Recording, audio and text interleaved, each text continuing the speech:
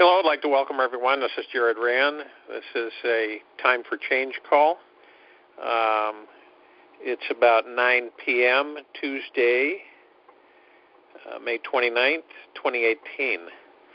And addressing a few things before we go into Q&A is that all the things that are going on, all of the stuff that you see, is pretty much an illusion. It's like a magic show to keep you entertained. If for a moment you can take yourself out of the facade of the old way, and the old way is what you're witnessing. And it's like they've taken the cover off of all the things that have been going on for generations. So you got a dark cover, and all this has been going on, and manipulation and everything, and most people haven't had a clue that all this has been transpiring. Now you can see an acceleration compared to even a year ago, how things have accelerated from the point of the dark agenda with their laws that they're hurrying up to try to pass, and all of these different stipulations and structures across America and across the planet, basically. And they're in an all-fire hurry. And there's a lot of on-purpose disinformation applied to, as they think, everyone is in a trance, so they don't understand nor can they comprehend what is going on, what's transpiring. Now, I talk a lot about vibrational frequency on the meditation calls, as you know. If we look at the current, as it appears, current structure, doom and gloom, everything is going to fall apart, everybody better run for cover, the sky is falling, blah, blah, blah, blah, blah. And you turn the page, so to speak, to a whole new existence, a whole new life. Now, those of you who are informed to a point and awake and aware of many things, which you are, then you can understand that all of this old, goopy garbage that is continually playing out, talking about the Russian collusion, talking about, what's the latest, the Roseanne Barr show, all this stuff going on, and it's an entertainment. It's to keep everybody attention buried in nonsense, total craziness. Now, the new paradigm, the new process is like the opposite of everything that's happening, just about. So when you picture that and you look at these governments like Italy falling apart, that's the ending of the old system. That is the end, is what we're witnessing of the old system, the old fiat, whatever you want to call it, system of funny money, monopoly money. That's basically what it is. Print as much as you want, go into debt as much as you want. We control it, so we can do it as long and as much as we want. Now, when you hear a lot about the debt, you hear a lot about the debt factors and toxic debt and derivatives, and you see Deutsche Bank that's about ready to just implode because they've cooked their books so many times and they're so far in debt, and any profit that they made, they have spent long ago, and that's how they operate, because it's a license. Banks, for the most part, have a license to steal. Those are the central banks. And most of you have experienced little things here and there that you can see that is disagreeable. It's not something that we want in the new paradigm, the new time. So that's why I talk about credit unions and regional banks, brokerage accounts, that type of thing. And when you're looking at something that you cannot see yet, you have to visualize it, and you motivate yourself to depict it on how you would like it to be, which means all banks have transparent transactions, which means that the money goes directly to you. There's no funny business. There's no holding it up. The movement is quick, so there's no problems, as there has been for generations on the planet with people's own money, where banks take it. As soon as you put that money in that bank, they believe it's theirs, which is the most silliest thing I've ever heard of. They're just, they're keeping it for you, charging you different fees in order to do that. Now you picture governments. Look at all the governments on the planet. You watch and see what's going on with all these different governments and all the things that are happening and taking place and everything. Visualize and picture the new paradigm, new governments. And the new governments are for the people. Now, the people get ticked off and get irritated, and they start basically eventually hunting down all these leaders who have done them wrong over and over again, and the people finally say enough's enough. And a lot of these people fear that. They fear it very much so, to being chased down the street with an angry mob coming after them, because they're so irritated at the fact of what these people have done and pulled off for so very long. But new governments that come in with transparency, smaller governments that help the people, work with the people, instead of lie to the people and deceive the people. And it looks as if the planet is in absolute disarray. That's how it appears. That's what they want to appear, order out of chaos, create all this chaos. Well, it's not that big of chaos going on.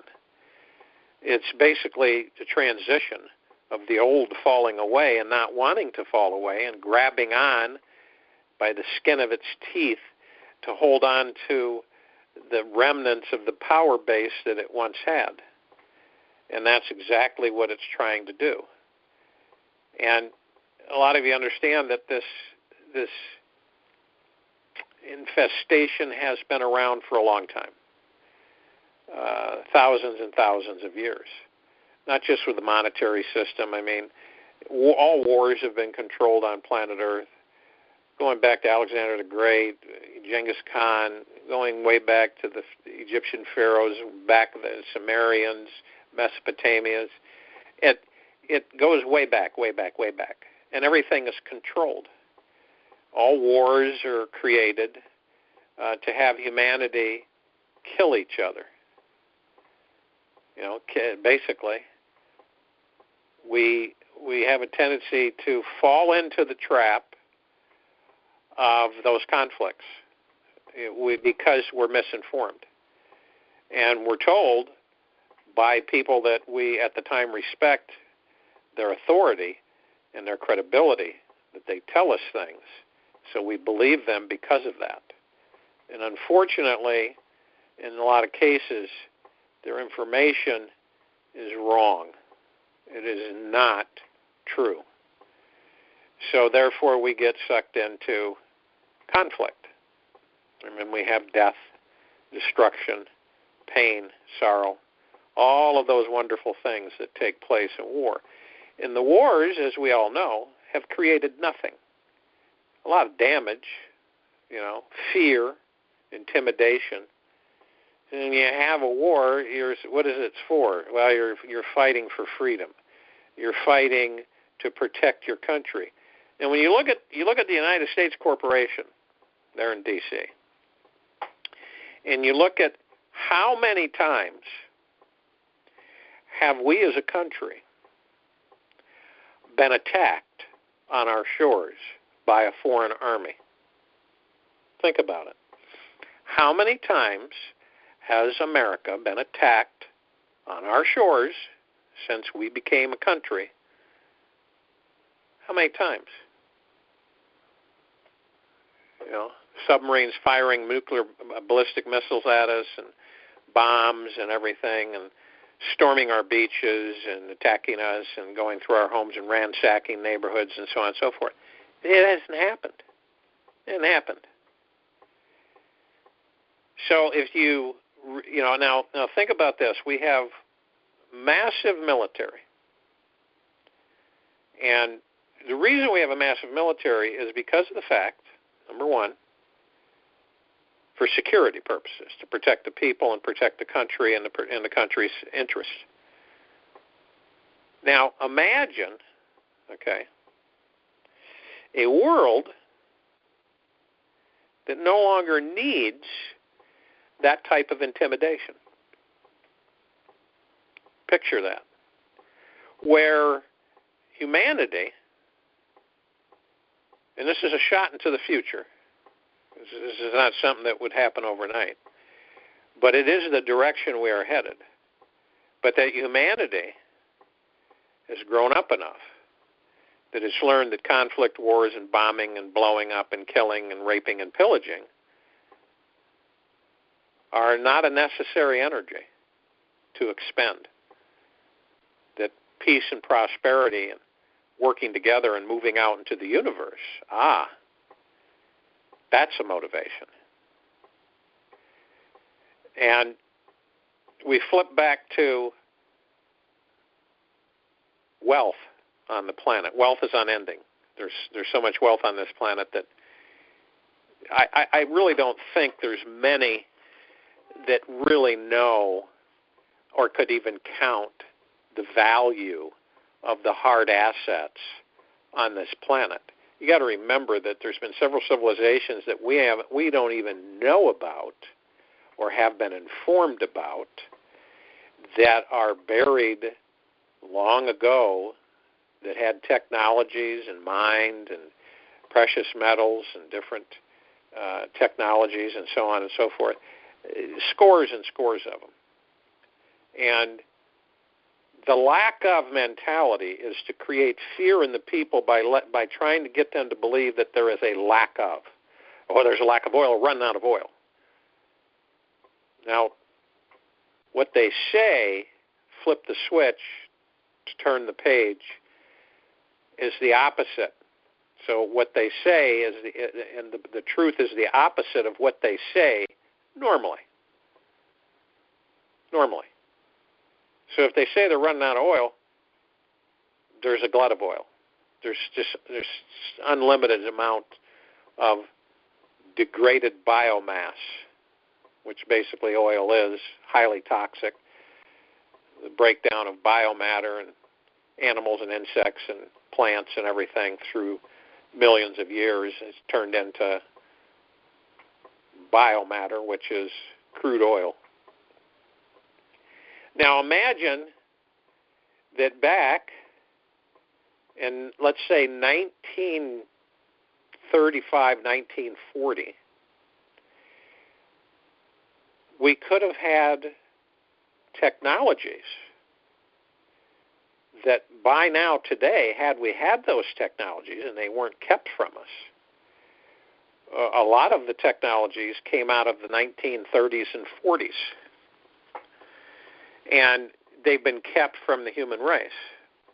So imagine all the pain, sorrow, and anguish that humanity has been put through. Not like they chose it or picked it,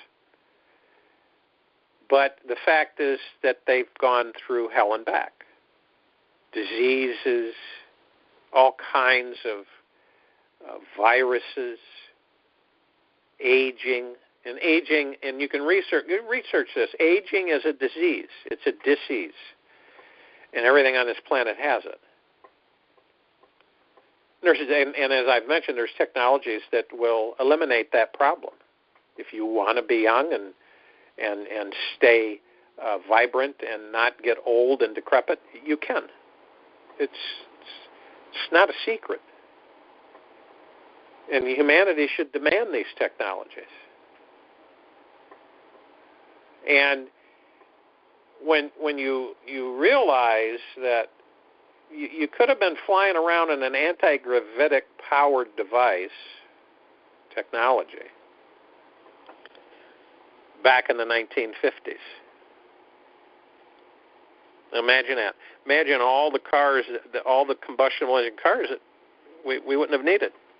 All the consumption of natural resources. Massive consumption.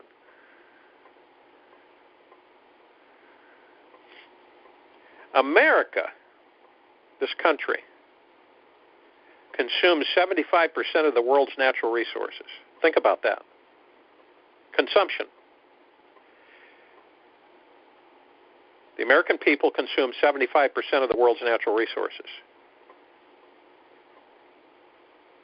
Right? And then you've got 25%, the rest goes to China, India. You know, those countries populations are well over 1 billion. We're at about 310, 11, 12 million. So you can see our hunger for consumption. That's, you know, America feeds China with a lot of the product that China ships over to America for the American people to buy. We've been seeing that for the last 50 years. China, made in China, made in China. So, and then you look at our population on the planet, and you see that our population is at about a little shy of 7.5 billion, growing at about 40 million a year. And this includes all the deaths and, you know, people that passed, and accidents and everything. Now, Earth, research this too, look it up, can comfortably support 6 billion humans. After that, it gets a little hairy. Now, think about this. We keep populating and populating and populating as a collective civilization. Keep populating, keep populating, keep populating. Well, the planet doesn't get any bigger, so to speak. And we have to find more and more space in order to be. So doesn't it make sense that we should have, could have, would have been out there in space colonizing Class M planets, interacting with other civilizations, but they, you know, the powers that are trying to hang on, believe that humanity just wasn't ever ready. You know, there's always somebody sitting at the top of the pile that determines whether we're ready or not. Think about that. You know, how do they determine that? As a collective? You know, they just make that judgment. You know. But the human race is ready for a lot of things. It's ready for the truth about its origins, its history, where it came from, where it originated. There's all theories, and no one was there that we're aware of when we were created. Nobody that any of us know, let's put it that way. There's theories and speculations, stories. So there are some ETs that have existed for trillions of years.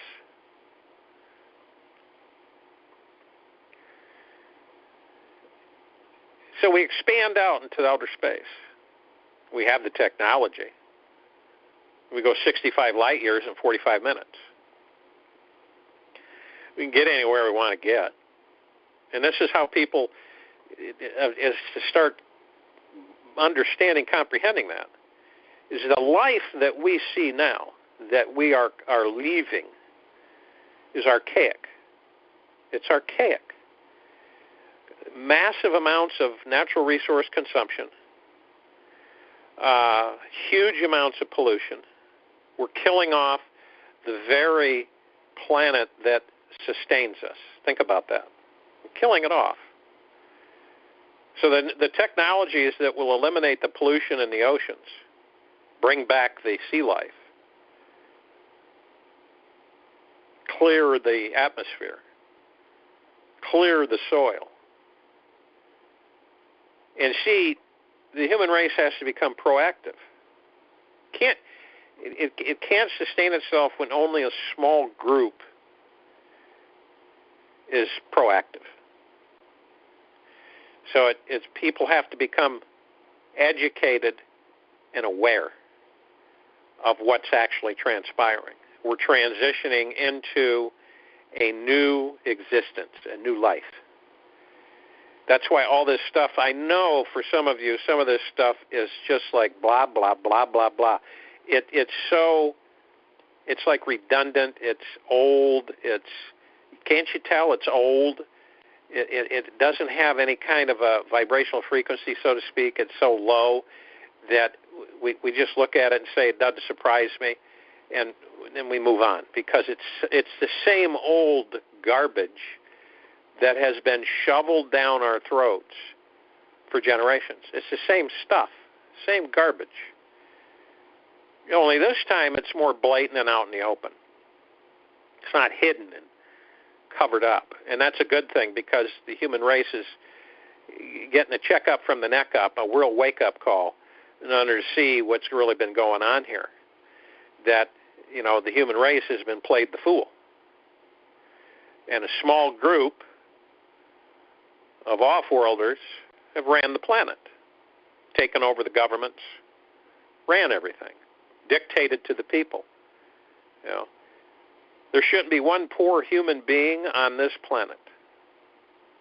All people should be well off. And that's the truth.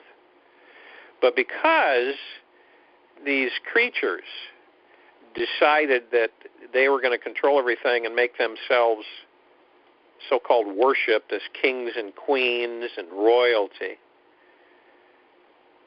and then make all the people subservient to their wishes and desires. You think about that. And then we think about the statement, we are all created equal. Now think about that. All of humanity is created equal. Now, as of today, you look at civilization, and you look at all the conflicts, and look at all the anger and aggression, look at the chaos and all the disagreeing and all the lack of cooperation. You see, concentrating on those issues, seeing how we can heal that. Some people say, well, that's an insurmountable challenge. You've got so many people, diversified belief systems and mechanisms and everything. But yes, there is a set you free door that opens, which is called the truth. When the truth is told to humanity, and I believe this, I give humanity credit. I think humanity is young. I think we can really blossom, and we take our rightful place in the solar system and in the universe. And I think it's just going to take a few steps here and there of awareness and understanding. Now, when you educate a civilization, and it comes from somewhere that they can sink their teeth into it and they can understand it, and it's not deceit or deception, but truth, and that vibrates with them, and then they learn that this is how we've been tricked and deceived. And here's the real truth. Now, once all of the truth comes out about religions, okay, there are going to be a lot of surprised people. All religions of the planet. Religion's man-made. It's created by man. You know? And imagine that the entire body of humanity comes to the threshold and the awakening and awareness that there's one prime source creator God. One. That created all that there was, all that there is, and all that there will ever be.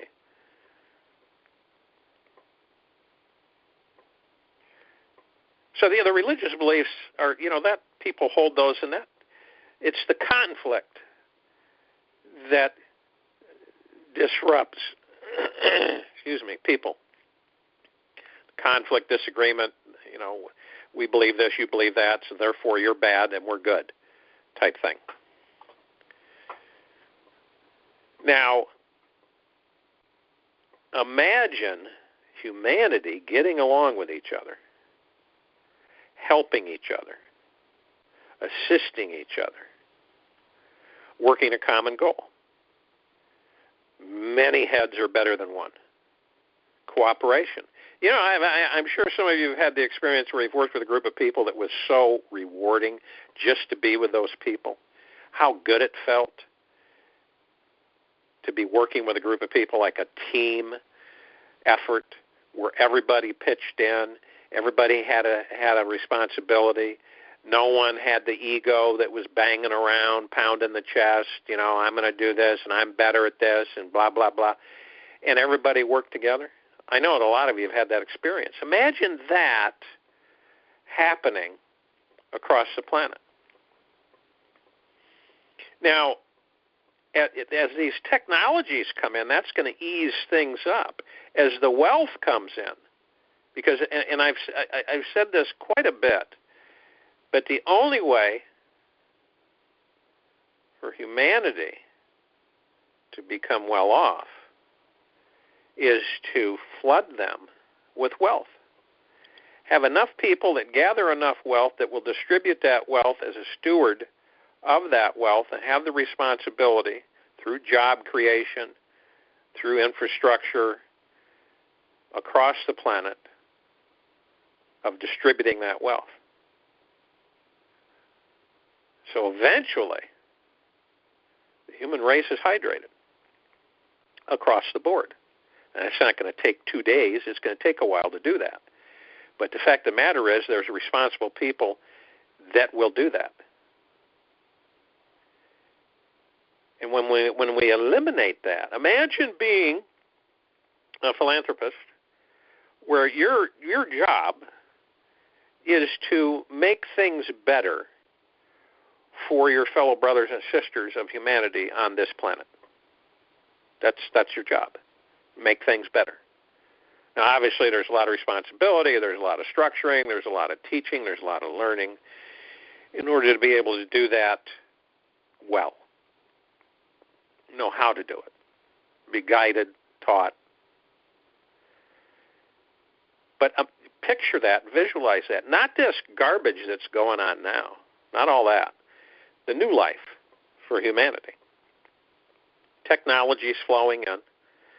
Takes a while to get those out, to get them, because we're still going to have, when this shift happens, we're still going to have problems with dark ones across this country that are in city governments, town governments, so on and so forth, that we will have to deal with. It'll be our responsibility as stewards serving humanity to deal with them and to move in good people in their places. But imagine how that starts to come together. The first step is eliminate poverty. That's a huge undertaking, huge. Getting people so that they're self-sustaining and doing well, so that they have a place to live, clean clothes, clean bed, healthy, clean food, and they don't have to worry about money or losing their homes or anything like that, like all the garbage that's been created on this planet for so very long. And that's what it is, just garbage. Now we bring in replicators, we bring in all the medical devices, but it takes a while to get those introduced. Are we going to replicate them? Are we going to manufacture them? Are they going to bring in a whole bunch at once? Distribution channels, manufacturing channels, production, quality assurance, quality control, on and on and on. And if I had my way, I'd snap my fingers and it would be in everybody's house tomorrow. Obviously, that's not realistic at all. But we eliminate poverty, and as we're bringing in all these technologies to help humanity. You eliminate all the entanglements that the civilization has incurred and continues to experience. What are those? It's mostly lack of. It's not having enough food to eat. It's not having enough money to support yourself. It's sickness and disease and illness and worried all the time, constantly stressing. For the most part, people are stressing a lot. They're concerned about living, just being able to live. What's going to happen? Worried about the environment. Some people are worried about things happening, blowing up. It just goes on and on and on. There's so much negative that is being blown at them from every angle. And that's the dark agenda's whole idea, is to keep them off kilter and out of balance and upset and worried and fearful and stressed and angry and full of anxiety and fear and worried all the time. And most people aren't. That's it. That's pretty much it. You've got, you're looking at America is the largest drug-addicted country in the world. All the opioids, pumping them into America. That's where most of the drugs are bought, is America. Think about that now. When people are happy, they really don't have anything they want. They don't have to have a diversion. They don't have to worry about food, shelter, clothing, health. Because those situations have been eliminated. Now imagine we would have been working on that since the 40s. As soon as we had these new technologies that were invented, we would introduce them and get them out there, and there wouldn't be any interruption or conflict with the bad guys trying to start problems and kill the people that invented them and take away the technologies and hide them from the American people and the world. Years and years and years and years and years go by, and nothing is ever, except they use what they want of the technologies to control more and to stay in power longer.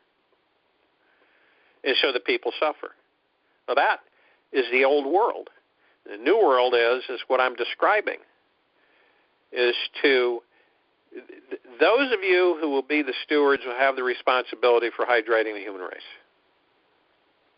Not only on this call, but all over the planet. Paying it forward, helping others do the same thing, to help others do the same thing, to help others do the same thing. So to be a group participation and eliminating the key issues that stress out society. Stress is a bad thing, it's not a good thing, so we don't welcome it and say, oh, we should have some stress in our lives. That's crazy. And so we work for the betterment of humanity. That's how we work. We don't work to get by. We don't earn a living, earn to live, which is a slave mentality. And that's how this has all been structured. It's a slave mentality. It taught the human race that You got to do this. Or if you don't, you'll die. You won't be able to support yourself. You won't be able to do this. You'll starve. You'll get sick and die. Doom and gloom, doom and gloom. So, all this stress, so people turn to drugs and opioids and painkillers and so all this crap that's been dumped into the American people, controlling them and manipulating them and deceiving them and deception. And you can tell that a lot of people are overflowing with the garbage, and they're just fed up with it. It's over with. And that's what it takes. It takes a tipping point for the social structure to finally just be. And I'm not talking about, getting out pitchforks and start stabbing and murdering and raping and pillaging. I'm talking about firmly and strongly demanding a change. And the change is in the government to begin with. The financial system, and what you're witnessing right now is the destruction of the old system. It's gone down like a house of cards, and there's a new system waiting in the wings. That's not going to be put together. It already is, and it's functioning well. So you look at the new Earth, higher vibrational frequency, no more disease and sickness and illnesses, and you want to be young, you'll be young. You do what you want to do, and the golden rule is, as long as you don't harm each other or the environment, you're good to go. If you do any of those two things, you'll be punished. So it's nothing like humanity has ever experienced, ever. So it's a complete. It's kind of funny because it's nothing that we've ever experienced on this planet, where everything that we see is the illusion. Currently, right now, everything that we look at is an illusion created to keep us in line. Money's an illusion. Create money out of thin air, monopoly money. Imagine that, running a system on the planet, only a handful of people in corrupt organizations running this planet and the monetary system and printing money out of thin air that literally has no hard asset backing. What can I get for this? And I'm talking about the petrodollar. He's like, what can I get for this?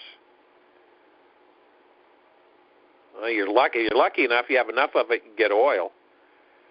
But what's backing it? Well, the honesty and good word of the U.S. corporation.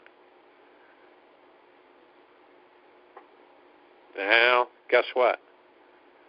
I think everybody knows the answer to that one.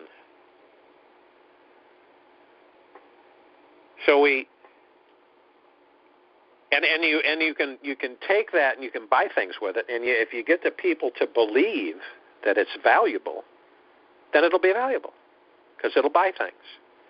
Now imagine setting up a financial system and you can run around the planet with fiat, which means valueless. It has no worth, empty value. And you buy gold and silver and hard assets with it all day long and hoard all that wealth.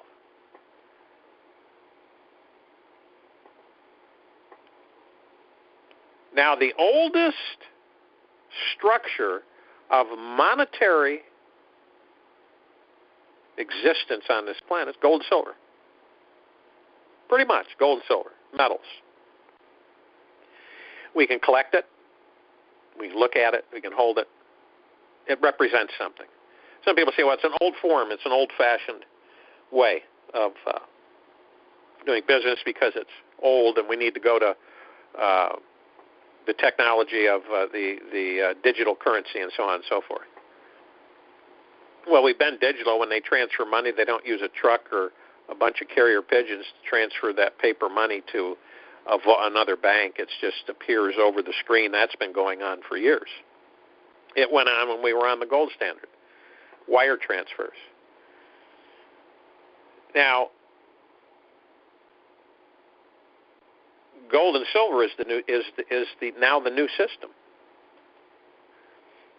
Gold and silver, which means that people can go buy a few gold coins and a few silver coins and keep them with them, and they have a currency that's backed by the hard assets, gold and silver.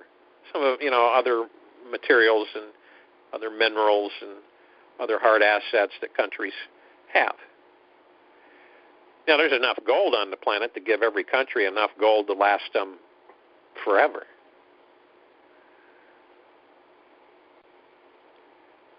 But the current governments we can't really trust too well, so we can't give that wealth to those governments because they'll, you're talking about manipulation and stealing and absconding with the wealth. So you wait till the new governments come in, and then they handle wealth for the country, and then the people do a lot of the financial circulation of the wealth. People helping people. Just like when we have disasters, everybody comes in and pitches in and helps. Well, this wouldn't be a disaster. This is more of being good Samaritans and helping your brothers and sisters get on their feet and be well. And pulling out of the slave system and reviewing in our hearts and minds our new system, how we want it to be, because it is up to us. How do we want it to be? It's not up to 3-4 people at the top that are determining everything. It's up to, eventually it all boils down to what the people want. And transparency, honesty, truth, I think is what most people want. They're tired of games and the deceit, manipulation and deception and all this stuff that goes on a daily basis. Drags out. When's this going to happen? Doesn't happen. What's happening here? We got this going on and that going on. The whole political structure on this planet has to be replaced. Now think about that. It's got to be replaced with honest, or there's a word for you, honest servants of the people. They serve the people. Public people that the people are supposed to have the authority to hire and fire. It's like, we don't like what you're doing, so you're fired. We've given you enough opportunity and everything. There's the door. Bye.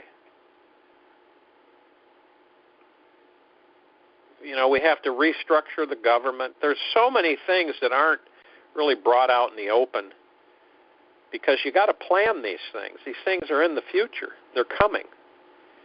And, how are we going to do that? How are we going to restructure our governments? Not all the answers and all the decisions have been made by, not all of them have been. I mean, the people have to participate and determine the best avenues for the majority, no longer for the minority. It's always been for the minority, for those at the top, always have been for those at the top. The rest of the people suffer and get the crumbs. Well, it's not going to be that way anymore. It's going to work for the people. See, an intelligent human race that's informed and educated is a very, very powerful civilization. Now, those at the top don't want that to happen, so they try to dumb down the human race, make them stupid, ignorant, not informed, misguided, drugged up, poisoned with food, chemicals in the water, the food, the sky, the air, all of it.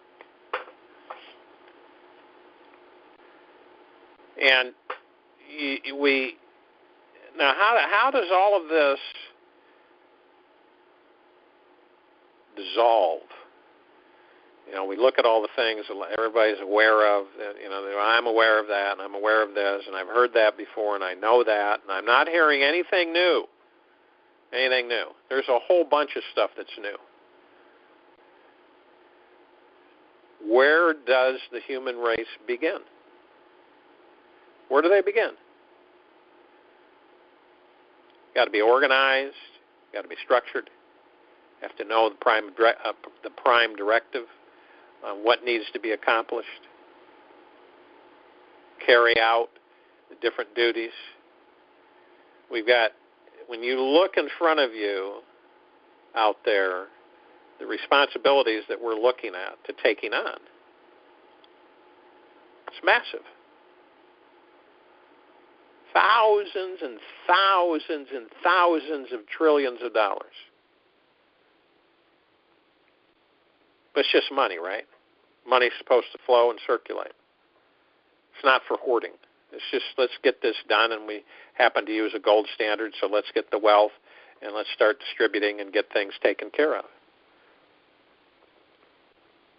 And, when you have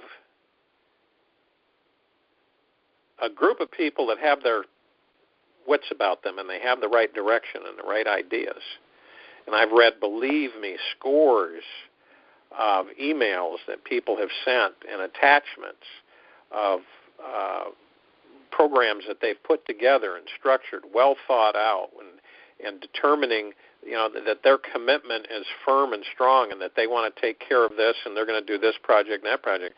The more the merrier. We will need millions of people to carry it out across the planet. There's so much to be done. It is massive.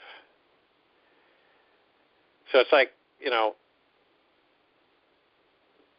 someone being poor is going to become a thing of the past. Someone starving to death, a thing of the past. And if a person decides they don't want to get old, they won't get old. Our whole medical system's going to change. We've been lied to so much and dictated to so much. And it's like when you go in and you see a doctor and you argue with that doctor because I've researched these things, okay? And I know that this, and this is not good for me. And there's side effects to it. So I don't want you prescribing that to me. And the doctor gets irritated because the ego gets bent out of shape, starts arguing with the patient and saying, look, I know what I'm doing. I'm a doctor. You're not. Do what I tell you to do. He says, no, I know my body, and I know what these things can do to my body. So I'm not going to just, that's it. So the doctor either blows off the patient, and the patient goes and finds someone else that's much more amiable, or continues to search until they get a good relationship going, and the doctor does what that person wants them to do. So in the medical arena, all that's going to change. Pharmaceuticals are going to change. Medical applications are going to change. Everything across the board, everything that we see today is going to be history. This life won't even be recognizable in 10 years. It just won't. We're going to have the different technologies. We're going to have an abundance, a wealth. We're going to have, and the technologies are just endless. They'll just be coming out left and right. And money will become a thing of the past. That's the whole direction. And it won't be digital currency, and it won't be the bitcoins and everything. And you can look it up on bitcoins. I talked about it a long time ago that technology was developed by the dark agenda a long, long time ago. Might surprise some people that it was going on back in 1995, and that it consumes so much power because of all the calculations that you have to put into operation on the computer. It robs a massive amount of power. And they're concerned now that it will affect power consumption in the country. Could cause blackouts and everything. And it's just crazy, silly. And they play on the same amplification of greed. They play on people's greed. I'm going to get rich overnight. I'm going to be a multimillionaire. I'm going to go buy Bitcoin. I'm going to do this. I'm going to do that. You see how money directs and dictates. And what we're working towards is a hydration to the human race so that money no longer dictates.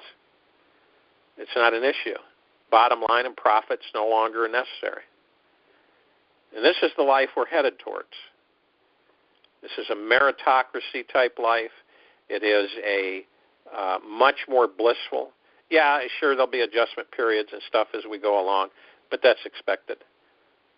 It's not going to be smooth as a banana peel.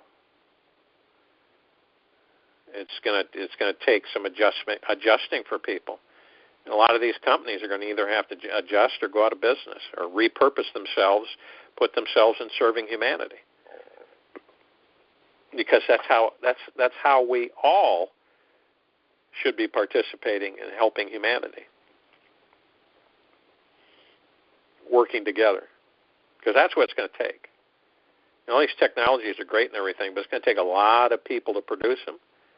And I've got a ton of people that have written in and committed to help with manufacturing of med beds and replicators and all these different technologies that will be introduced to the human race. And it takes time. It's going to take time. But looking at a new life, a new direction for humanity is exciting. When we see all this stuff that you can't touch it yet, but that's around the corner. And to know, and you could test this, feel your vibrational frequency and sense it deep within you, that you know that this is coming. You can feel it coming. You'd like to have it happen tomorrow, but you know it's coming. You can sense it. Massive change in the air. There's things happening all over this planet. A lot of it's not even being reported to the human race. Lots of things going on. We will not have a World War III, no matter what the news media says, no matter how they pump it up and try to scare and frighten people. And that's all that ever goes on, scaring and frightening people constantly. And that mentality is going to die. Greed and manipulation is going to die. Deception is going to die. Lies are going to die. We're going to have a new generation, new era, new direction. And it is nothing like we have today. Nothing. It's going to be just absolutely, completely different. And we're seeing the end factors crashing and burning of the old system, the old structure. The control and manipulation structure. So what I'm going to do right now is we're going to go to, like we usually do, I'm going to give you the opportunity to come in on a *6. I'm going to unmute everybody, and then I'll mute them so that they can come in on *6 and ask a question. We want to do it like we always do, where everybody's quiet and one person comes in at a time to ask their question, and I'll do my best to answer it.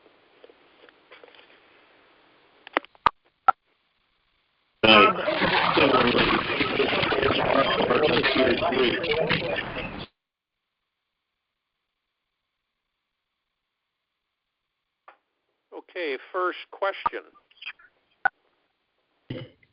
Jared. Hello. One at a time. First question. Jared. Yes. It's Claire and Neil from Calgary. We've been wondering about if there is a time frame for the central wave that's coming from the central sun to come and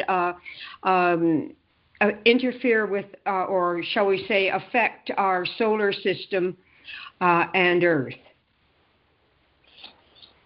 You're talking about the galactic wave that's on its way, and yes. Earth is already being affected. Somebody's on a speakerphone getting feedback. Might want to get off the speaker. There we go. Great. No? Gone? Is it gone? No, still there. I wonder if it's me. If it's me, I'll just mute out. Okay. It's gone. Okay. Well, to answer that question, we have tectonic plate activity on the planet going on, which means that the Earth's crust is shifting and moving. It's causing massive amount of earthquakes all across the planet. We've got Mount Kilauea in Hawaii, which is actually 1/10, I think 1% of the entire island that's being affected there. You know, the media wants to pump that up, but it's well under. It's doing its thing. Let's put it that way. It did it before in 1929, so it's nothing that is catastrophic. Let's put it that way. As much as it looks on the films and the video footage and all the flames and the lava flowing and everything, it's happened before in Hawaii. Hawaii is it's a volcanic island. It was created by volcanoes. So you have a volcano. I think it's Kilauea that is constantly erupting. But those are the tectonic plates that are moving, creating that pressure and the magma coming up and causing eruptions, earthquakes, weather shifts. Not all the weather is being controlled, not all the weather is being manipulated by the bad guys. Some of it's just occurring. So the galactic wave is the transition of humanity, of the energies that are going to reform us. We are going to change. Some of those waves have been hitting us. Not the main wave, but outer waves have already been coming into the planet and hitting us and affecting in different ways.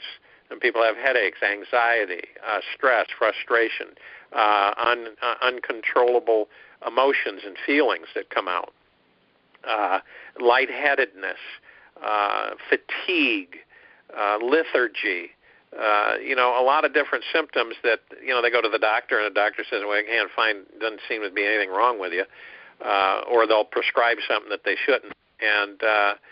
But those waves are affecting us now. And no one really has a pinpoint factual information knowing that when exactly the main wave will hit, will spread out to us and come to planet Earth. But is it our sun, to give you an example, is expanding, which is causing Earth and the planets in our solar system to be affected with the magnetic pole. So it's causing here on Earth, the shifting to take place. Now, Gaia, which is a living sentient being, Earth is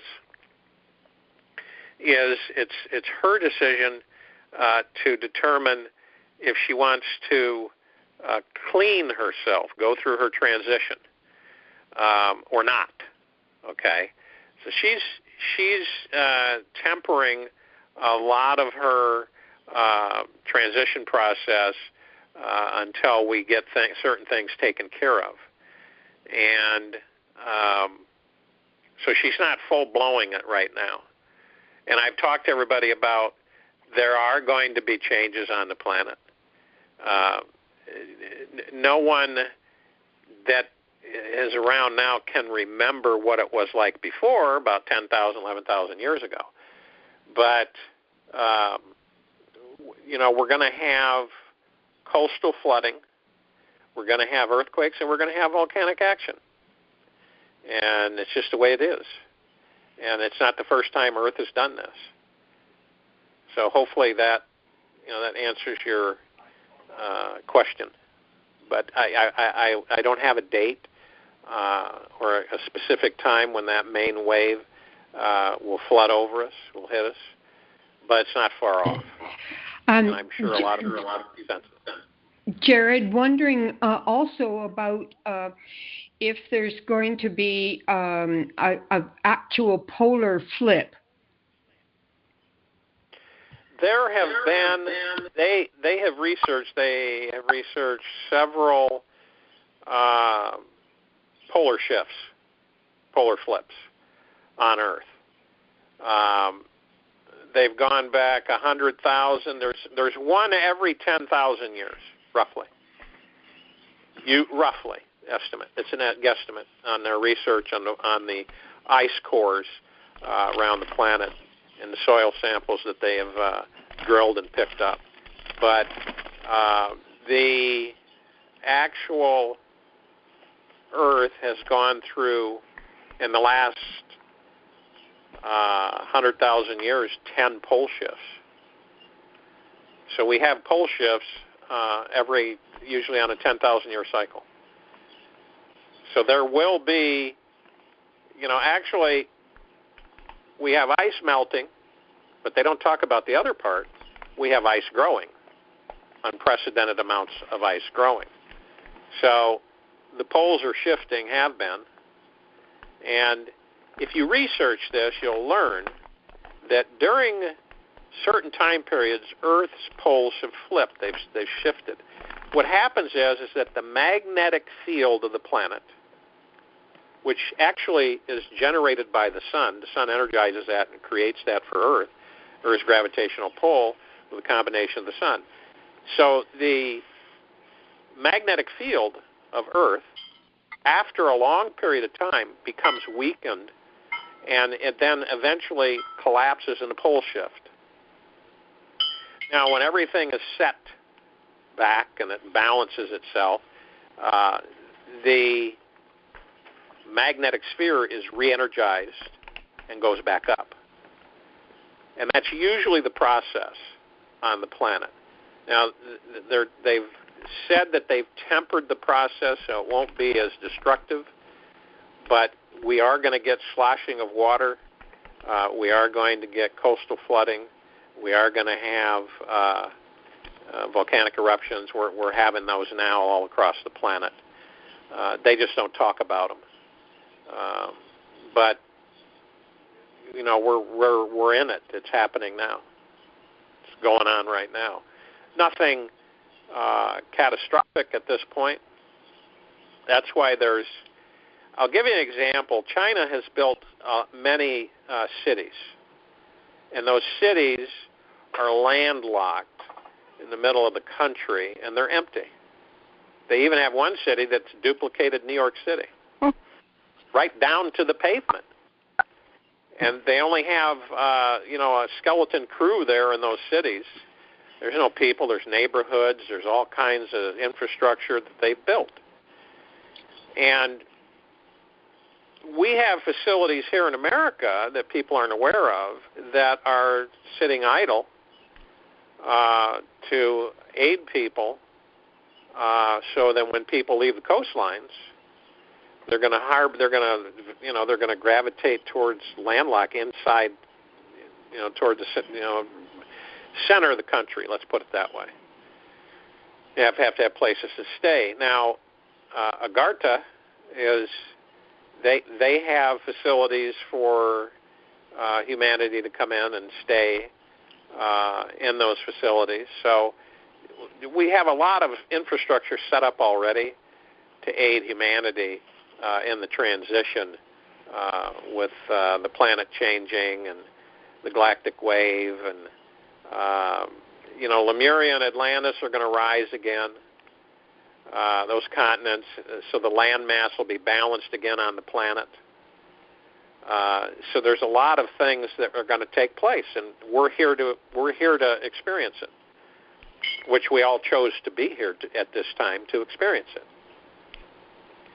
And it doesn't take much to start seeing certain things taking place. And I don't think many of us were around in 1929 when Hawaii was having volcanic eruptions, so on and so forth. But, in Hawaii, you have to carry volcano insurance because a lot of the homes are near a volcano, because there are so many volcanoes in Hawaii. So, but, our poles are probably going to flip, and we are going to have flooding, like I've said. And you can look up maps. There's different ideas, and Ruth Montgomery did a bunch of information back in the 90s on the maps that she depicted on what the landscape was going to look like, the areas that were going to be taken out. Now, the coast, the eastern seaboard is going to go in about 100 miles will be underwater. So 100 miles will be underwater. And that's pretty much a good guess, I would say. So you're talking water coming in 100 miles from the east coast inward and flooding, basically, land being underwater. And you can look up these maps and see for yourself the change in land masses here in North America.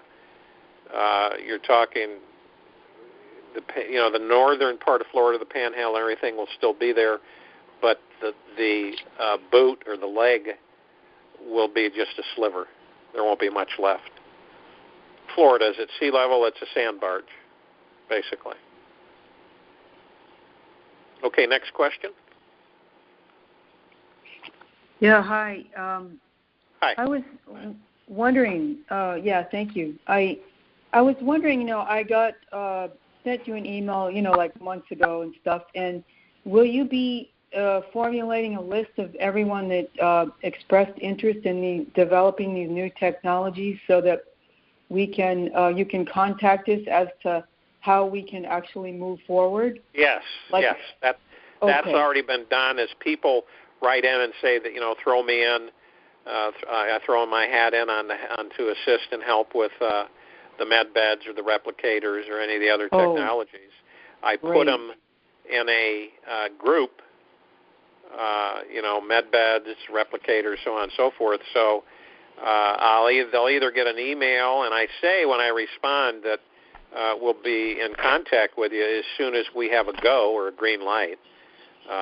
Okay, because I've been working with, realtors, and I have some buildings, and as soon as I get the funds, I want to jump on it and at least get the buildings, and the land or whatever. Yeah, we're going to need a lot of manufacturing. We'll need a lot of manufacturing in the beginning. So. Okay. So yeah, so that's already structured and set up. So people that. Oh, I'm so glad to hear that. Yeah. So do you have like a rough idea when we might be getting contacted, like within 90 days or maybe something? I wish I could tell you, but I'm not gonna. I'm not gonna guess. I won't guess. Yeah. Okay. Yeah, I'm not gonna guess. Okay, so if we don't hear from you, just hang in there, and Well, what some people do is they just send a hello email saying just checking in, how are things going. Okay. That type of thing. So, and then I put that, and I respond, and then I put them that communication in the file. Okay. Yeah, because I know you're one person and you can't handle all of that, but you probably by that time you'll have a big staff that could probably. Yeah. Yeah. We'll have people. There's a lot of good people that will be helping. So. Okay, that's fantastic. I thank you. That really puts my mind at ease, because I was just like, well, I know he doesn't have time to answer my emails. I just didn't want to be left out in the cold, because I really you need some kind of guidance and structure, and so there. Okay. Yeah, but that's all been lined up. So we're in good shape there as far as when the time comes. We'll be contacting people, and some of them already have facilities, and then we'll meet with them. Most likely we'll fly to them and sit down and meet with them and get plans and layouts and sketches and information and protocol and everything laid out so that we can start the process of getting these technologies into production and so that they're manufactured and so that we can get them out to the people. Oh, that's fantastic. I'm so excited. I thank you so much for everything. Yeah. Hello. I'm just over You're the welcome. moon about it, I'm just Good. Yeah. That's yeah, good. it just really We'll keeps me going. Good. Yeah. Hello. We Okay, need as thank many you people so as much. we can get. Oh, You're sorry. welcome. I didn't mean to Hello. cut you off. Jared, Yes. this is Jim from Washington. Hi, Jim. How are you? I'm fantastic. I just want to share a couple of things with you, sir. I glean with everything you say, and I resonate with it 1,000%. I'm what is considered one of the light workers, and a tremendous amount of funds coming in, and this is all going out to mankind. I want to adopt the planet with healing clinics, natural healing clinics, and that the MedBed would fit just perfectly involved on that site. We have some other infrastructures that are in place, ready for the funding to come in so that we can get to work here.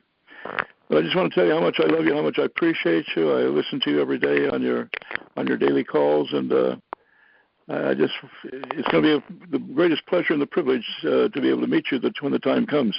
I resonate, like I said, I receive information from the Galactics, I receive information from Ascended Masters, and I receive information from our Heavenly Family, our Heavenly Mother and Father. So it's a blessing. I'm a young 86 years on this planet. I just hope that I'm still here around to complete my mission that I know that I signed up for prior to tabernacling in the flesh on this planet. You're here for a purpose. So, I am. I want to complete that. That's why you're still here, because we need you. So what is the process to do to get involved? How do I do this as far as you're concerned and with what you've got planned and what you're going to do? Because I've got a tremendous amount coming in, and I want to give it. Sure. Well, like I said, we're put into the grouping of a list. You send a heads up, basically requesting, collaborating and working in the med beds and the replicators and the other technologies, and then you're stamped in the med bed structure group of people, and then once we have the go-ahead by the boys at the top, then we'll go ahead and contact everybody and start meeting with them and laying out the game plan, what they have, what their ideas are, and how we can implement technologies with what they have in mind, what their structure is, what their protocol is, how they've laid things out, what their project plan is, and how we can incorporate the technologies with what they currently have put together. Oh, wonderful. Well, how can I get this information to you? How do I do that? Just send it to We Are One Light for All. What is it? One? We are One Light for All. That's all one word, all lowercase. We are One Light for All. Spell that for me, because it's not coming in clear. We are one. We are one. O-N-E. Right. Light. What was the last word? For all. Oh, for all. I'm sorry. Yeah, we are One Light for All at gmail.com. Okay.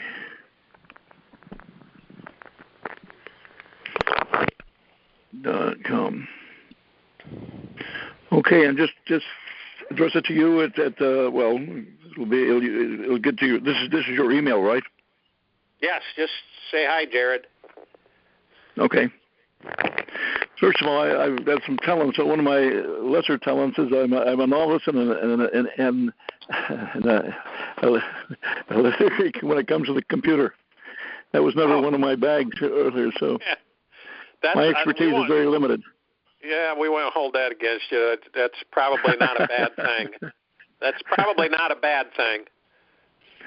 I have a conference call that I give, and I'm a host on that conference call on Thursday nights, and I share with the people that, if mankind knew what was happening behind the scenes, everybody I truly believe would be happy campers.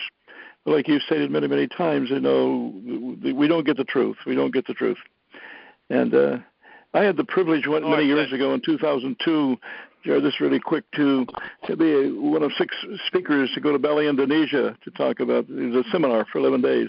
And the main speaker was a very well-known, renowned writer, best-selling author and writer and producer and director, and his name is Edwin G. Griffith, who wrote one of his famous, more prominent books was A Creature from Jekyll Island.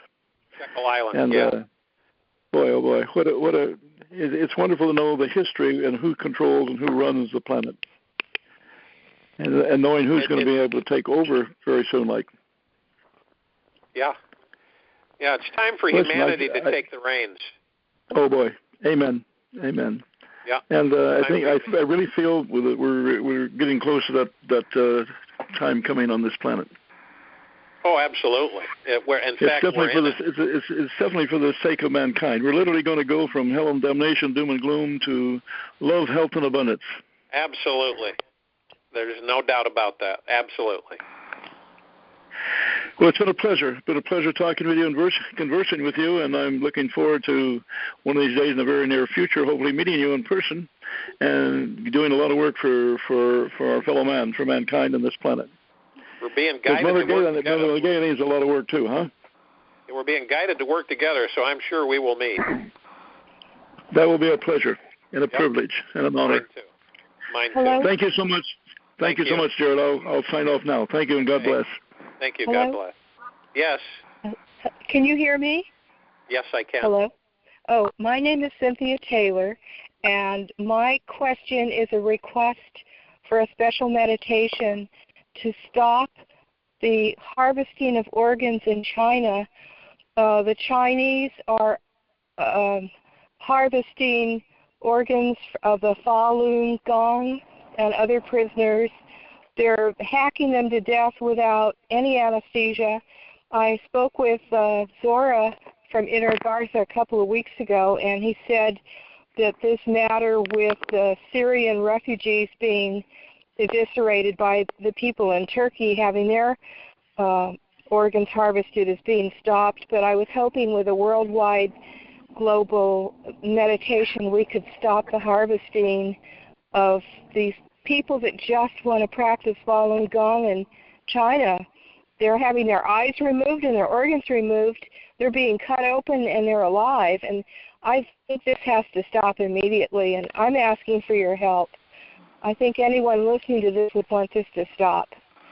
We'll do a meditation to eliminate that aggression on humanity. So thank you. We'll make sure that we may do that as quickly as tomorrow, because I'm aware of the carnage, and it's not just now. It's been going on for ages. It's been going on in America. In fact, the American people are one of the biggest contributors as their bodies being used for organ harvesting. So, I mean, it's massive. These are things that were hidden, as I spoke of earlier, that are coming out, so that the human race, some people are going to be appalled, and there are things that make that sound absolutely minuscule compared to some of the stuff that's going to be coming out. So I'm an incarnated angelic cherubim, and I'm here to assist humanity and restore habitats. And I've committed myself to David Millark, whose project is to reforest California, Oregon, and Washington, 450 miles of denuded coastline, to reforest the sequoias. And the Bureau of Land Management is a horror because they're looking at harvesting the last 5% of the giant sequoia redwoods, and that cannot be allowed.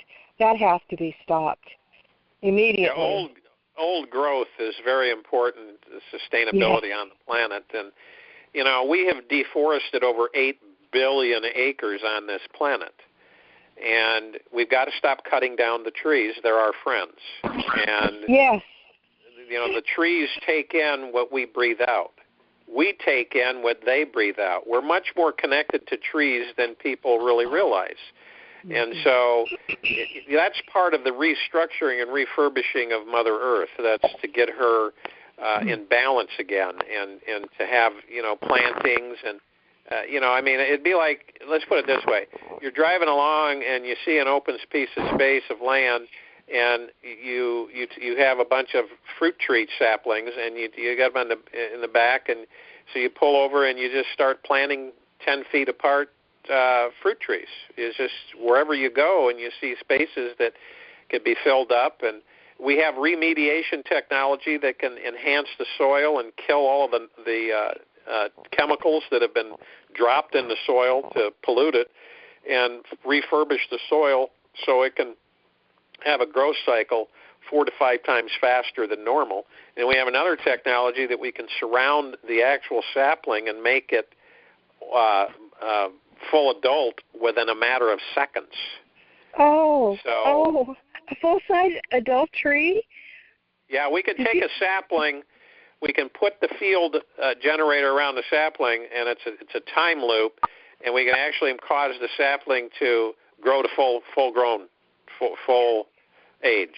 Oh, that's wonderful. But I have a flip side question for you. Can't we make replicators that would allow the timber industry to get their wood from the replicators and not the forest that we're going to be rebuilding? Yeah, what will happen is that we will not harvest anything on the surface of this planet. We won't harvest it. We won't need to. At one time, there was humanity wasn't on this planet, and it took care of itself in balance. But there's going to come a point where we just don't harvest.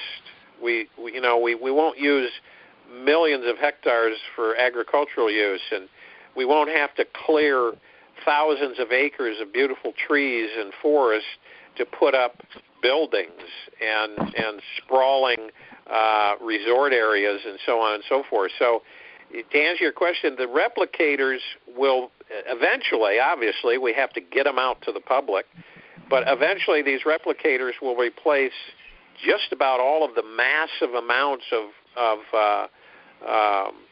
consumption of resources, natural resources, because the replicators pull the molecular structure out of the plasma energy, which is made up of everything.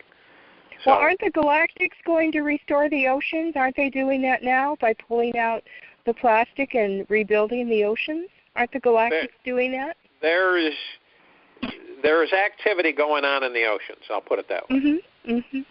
So I'm very happy about that. Yeah, there's the things happening that so many don't know and aren't aware of because everything is negative that's being pumped at people.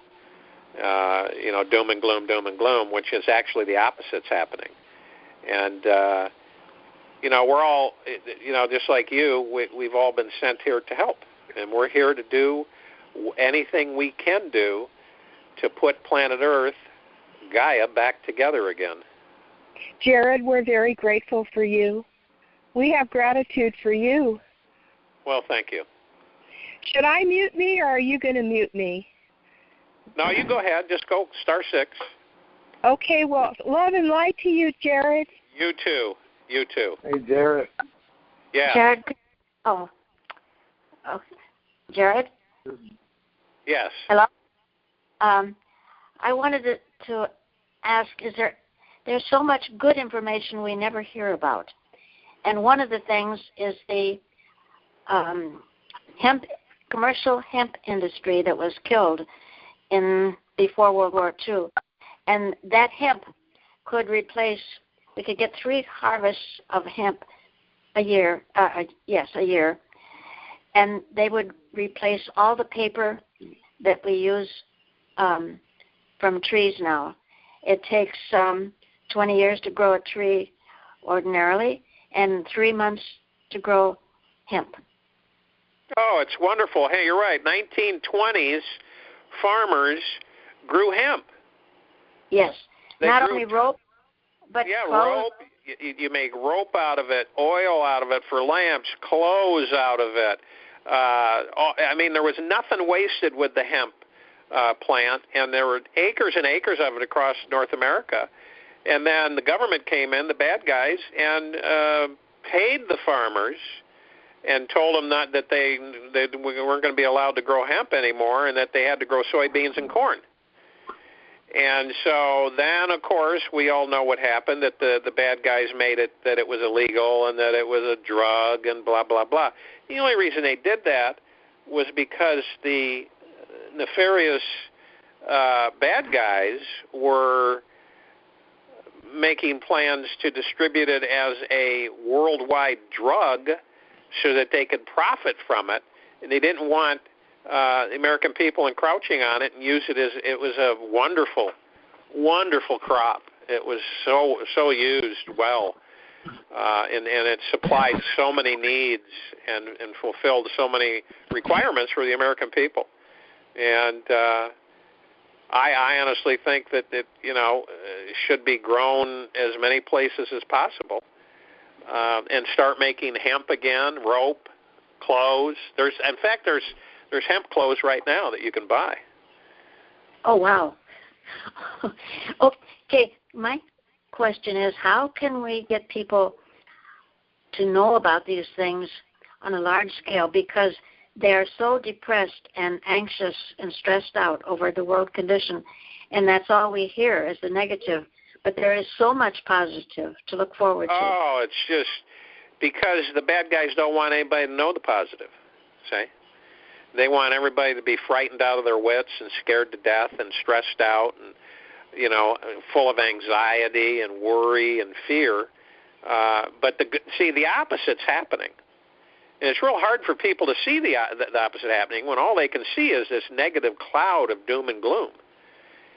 And to get it out to people is to basically say, how would you like to see this planet? How would you like to see it? Let's flip the switch here for a second. Let's get off of that subject. We all know what they're trying to portray to us. But look at it this way. What would you like this planet to be like? That's the first step. Because humanity plays an important key role in all of this. I mean, it's obvious. We're going to be the determining factor on the shift and transition of this planet. And so, that's what I ask people. I go, if you're disheveled, how would you like it? I've had people angry and upset and depressed and you name it, that I always will ask them, okay, fine, that's understandable. But how would you like this planet to be? How would you like it to be? And that gets a person on the thought wave and the thought process and a heart sense, your deep feelings on how you would like this planet to be. And then people will share it. Everybody's got an idea on how they would like Earth to be. Maybe we need a good news digital newspaper that only covers things like that. Yeah, I think it's to get that out to people is to, there's so many people that are looking for a different direction, and not just a bunch of smoke and mirrors, because everybody is so sensitive, and it's hard for people to believe anymore because they've been so ambushed so many times through so many years that just saying this is ridiculous. It's every time I think something's real, it's not. But it's to get people from the standpoint of being in the dungeon emotionally, and to get them to start thinking energy-wise to help create this new planet, and have them tell us what it is they want. What is it you want? And I have people say, I would like to have no pollution. I would like to have, no gasoline engines, no diesel engines. I would like to have clean skies and clean water, and we would take care of it. We would respect it, and we would honor it. And all life should be honored and respected. So it's getting people into a different train of thought and direction, period. And so many people are so downloaded with garbage. I mean, they're on the computer, they're on the Internet. The Internet's mostly controlled from different sources of the dark agenda. We don't have a lot of freedom and flexibility, and that's going to change because the revealing is happening now. All of these creatures are revealing themselves to everyone. And the good news is that we're in the middle of a massive shift on planet Earth. It's already begun. You see, no one really sees it. Now, some do. Some feel it and know it, as we've heard people so far tonight. But for the most part, we've got so much phenomenal energy, spectacular activity that's getting ready to take place on this planet. People could not be alive at a better time. They couldn't be here at a better time. You know, some spirits would wish they were still here so that they could experience it in physical form. But they're helping from the other side as well. So we have a massive amount of energies convening here on Earth and in this part of the galaxy, in the solar system, to experience this liberation of humanity.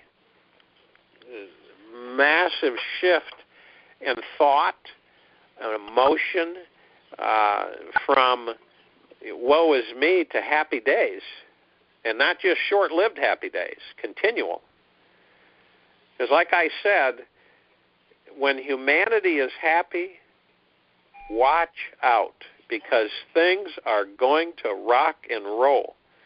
And we, everybody on this call, have been brought here at this particular time in their own way, each and every one of you in your own way. And I don't care how old you are. I don't care what you're doing. You know, it doesn't matter. You're here on purpose to assist with this transition. That's why you're on this call. That's why you're listening. That's why you have all these thoughts going on. That's why you want to help.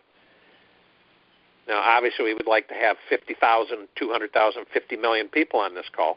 But we've got a few thousand, but we don't, you know, the key here is that you all know why you're here.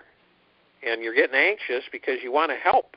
You want to, let's get this ball rolling. Let's get this baby, you know, going down the hill. Let's get it functioning. Let's get things happening. And, you know, as the word patience is golden, but we're right in the thralls of phenomenal things happening. It's all the things that I've shared over and over and over again as far as the changes. I mean, we've got seraphim, cherubim. We got reincarnates from all existences here on Earth, here on this planet, from all that there is out there. We have entities and energies directly from heaven here on planet Earth, helping and assisting in physical form as well as etheric form. And people talking with these etherics, these energies, these spirits, every day, all the time. And I think the faith of humanity is going to be strengthened with what is getting ready to take place, that the goodness is overflowing, is that they have to take their eyes off of the bad and the negative and start concentrating on the good. What is the good? See, that's the key. What's the good? That here's the good. This is for everybody. That you have a God spark in that body. You are a piece of all that there is, all that there ever was, and all that there ever will be.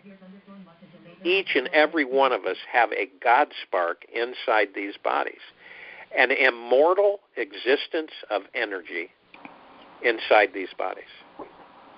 So the very essence of who we are is we are part of Prime Source Creator God. That's what we are. And the low self-esteem and how humanity has been beaten down and enslaved and misdirected and misguided and misinformed is changing. It's going to change. Humanity will get its confidence back and flourish and expand to horizons that it could never even imagine accomplishing. And that's what's getting ready to take place here with the entire human race. There's some that said, I'll leave the body if need be, and the changes to assist. There are those spirits that will do that. There are other spirits that are here to assist, to help everybody adjust into love. And that's all there is anyway. Love. Love for each other, love for ourselves. And people, it's funny because some people get irritated about that for whatever reason, that, you can't solve this problem with love. You got to go in there with guns blazing and blow up things and kill people and do this and do that. And the point is that if you look on history, the only thing that's constant that heals is love. And it can heal all. We can heal ourselves, and we're going to learn how to do that in the near future.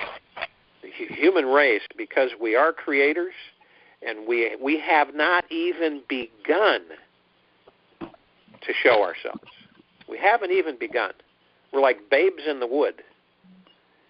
And this is all going to change. We are, all the things I've talked about. Now, those are technologies. Those are great. Those are coming. And we're going to use those. And we're going to end a lot of the physical things that we have to deal with that we shouldn't be dealing with. We're like this big experiment sitting on the planet, and you've got these creatures putting different diseases and viruses in these bowls and giving them to us to see how we respond to it. We're like in a lab, an experimental lab, where they do all these tests on us. And you look at all the diseases and everything. You think those things were natural? No, they weren't. So we are shifting, and this planet is shifting to a new paradigm of bliss, joy, love, appreciation, caring, support, contentment, peace, prosperity, overflowing of abundance. And it's not a wishful thinking, it's a reality. And it's flowing in.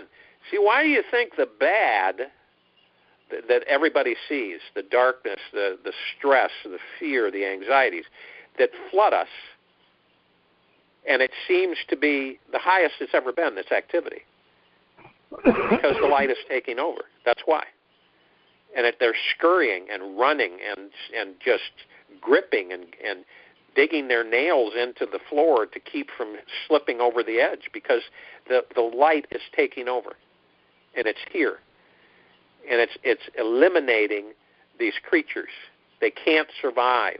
They know they can't survive, so that's why they're hanging on for dear life to try to keep the dark in control. You won't work. It's too powerful for them. It's ending. And that's why we see this flurry of just unimaginable stuff and activities going on.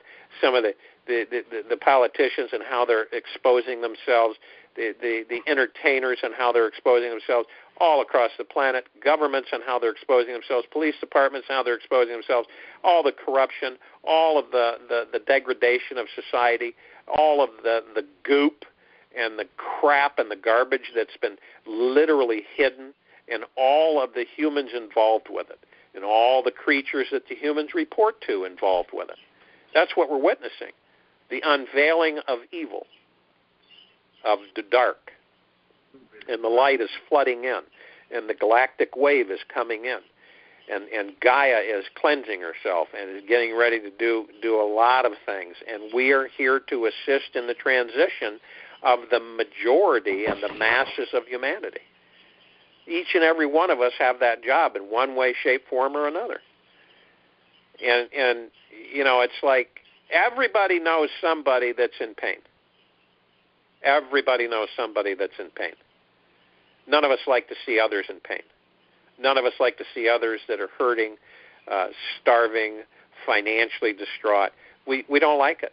We just don't. We aren't built that way. We're a loving civilization, and we're going to have that. It's going to proliferate the human race, and some will be tough because they're not going to be willing to open their hearts up because they're probably too dark, and they'll be eliminated. They'll be taken back to the central sun. But this planet is due for a massive jubilee of unprecedented measure, and all of us that are here to experience it are fortunate to be here at this time. Jarrett. Yeah. My name is Betsy Howell, and I wanted to share that I have two $25,000 dinar notes that spell love in the serial number, LOVE in Arabic numbers and EVOL. And wow. I wanted to share this with you because of the note of love and the knowingness of this going to happen. And I've been waiting since 2005, June of 2005. I had a brother that served in Iraq, and he was told by a government official to buy the money. And I had an accident that took me out. I got hit by a boat in the Costco parking lot. It jackknifed off a trailer and hit me while I was loading my car. And I did not have enough insurance to cover my lifestyle and my life. And I've been a gypsy for 13 years, living in my car and living with family and putting up with lots of different humbling situations. And I just want to thank you for your big heart and your ability to get this meditation going and getting the earth to change so people can be happy and we all can have what we want. Yeah. God bless you for that, because you're here and you've survived those things because you're one of the sentinels. You're one of the people to help the masses. You've been strengthened. Your armor has been remade, and that's what's happened to a lot of us in physical form. Some of the things that have taken place in our lives, we're going, what's going on here? And I said in one of my meditations the other day that if we have a penny, be grateful for the penny. That was the gratitude meditation. If we have a penny, be grateful for the penny, and be grateful coming from your heart.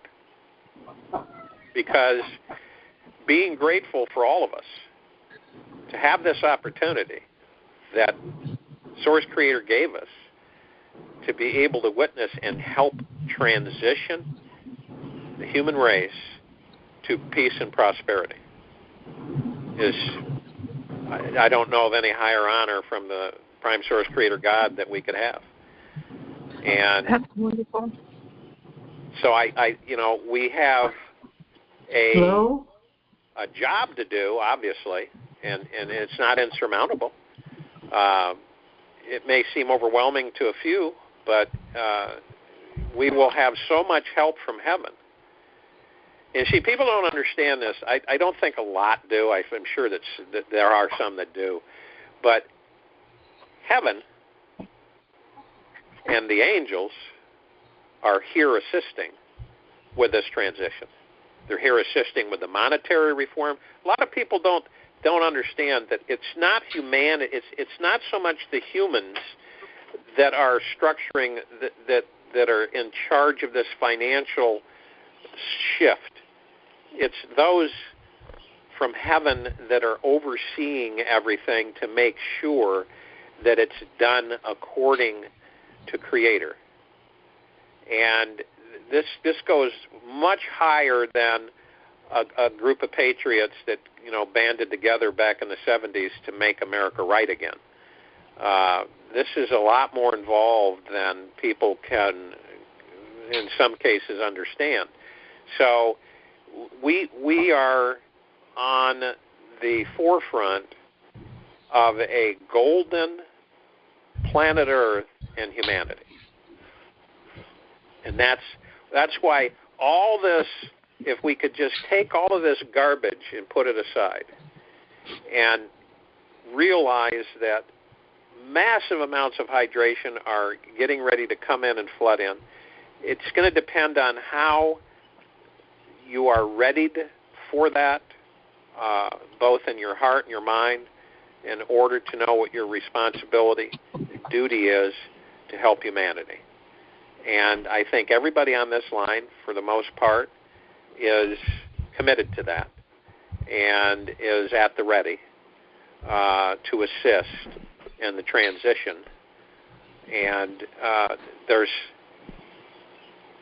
tenfold more good going on behind this dark curtain that is showing in front of everybody than anybody can imagine. And it's being done as much as possible to not harm humanity. That's how it's being done. To not harm, to keep the harm of humanity as low as possible. Thank you. We're in the thralls of a magnificent shift and era that humanity is getting ready to walk into. And I just wanted to say one more thing. As I found out about my accident, I went from being an interior designer to like superficial.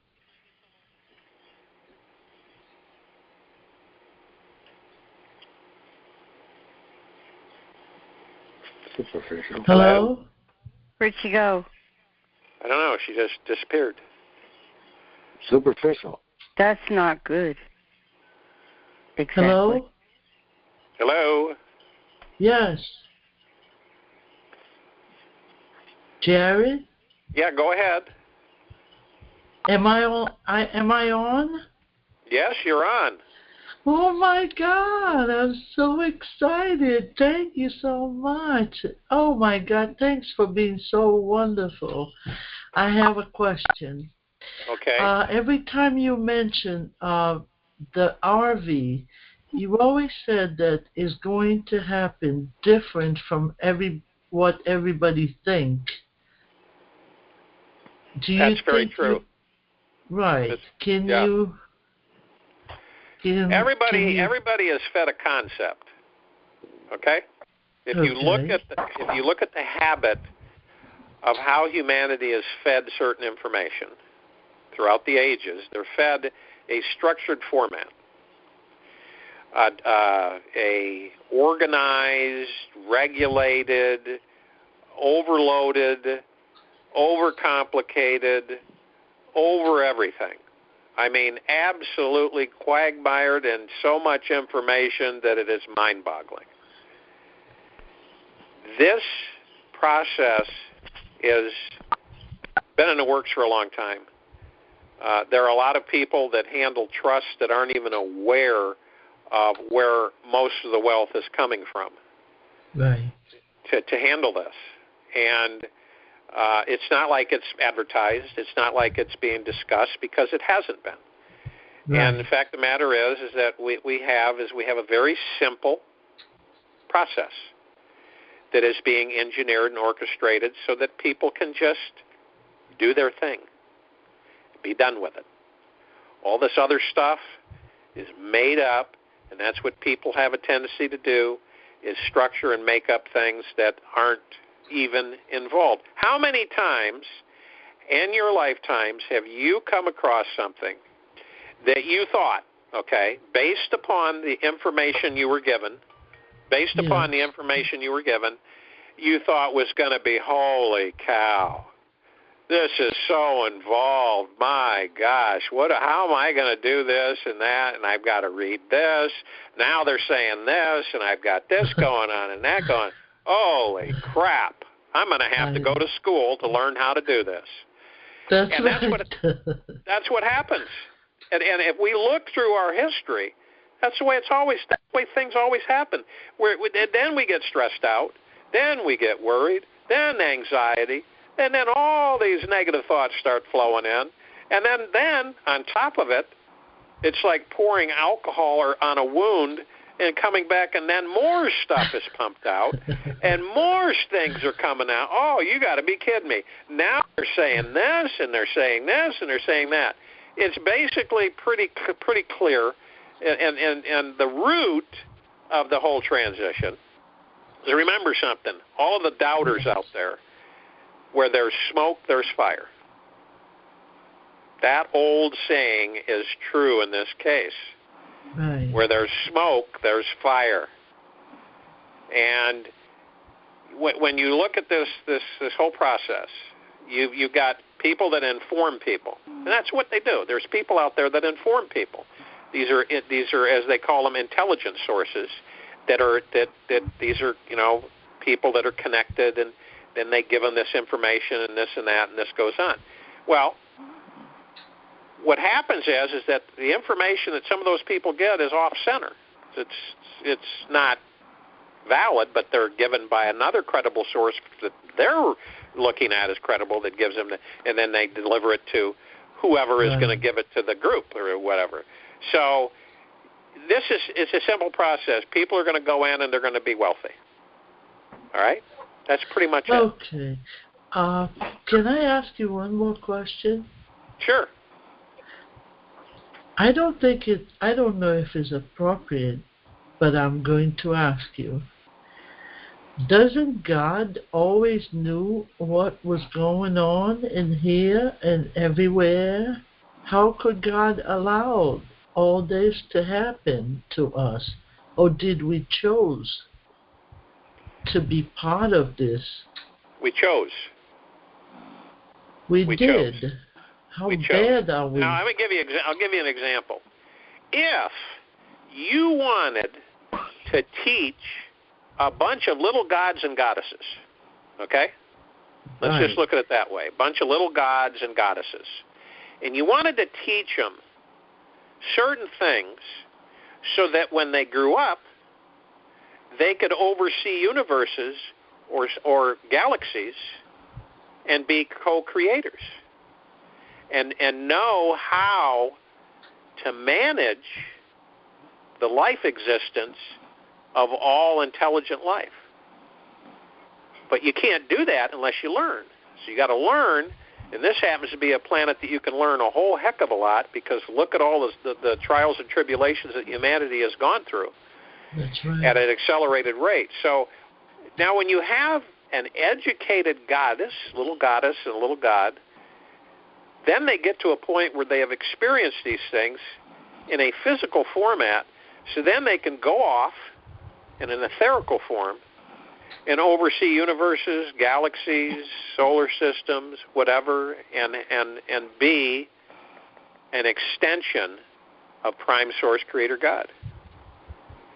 So when you take a young spirit, okay, that has not experienced anything, it's no different than a little baby being born. They're vulnerable.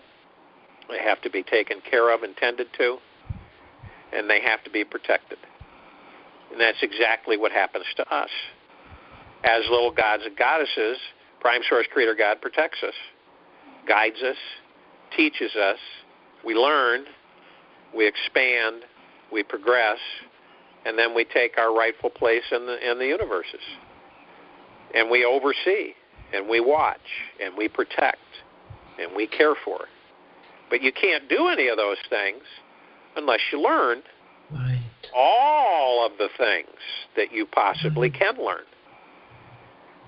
And all that there.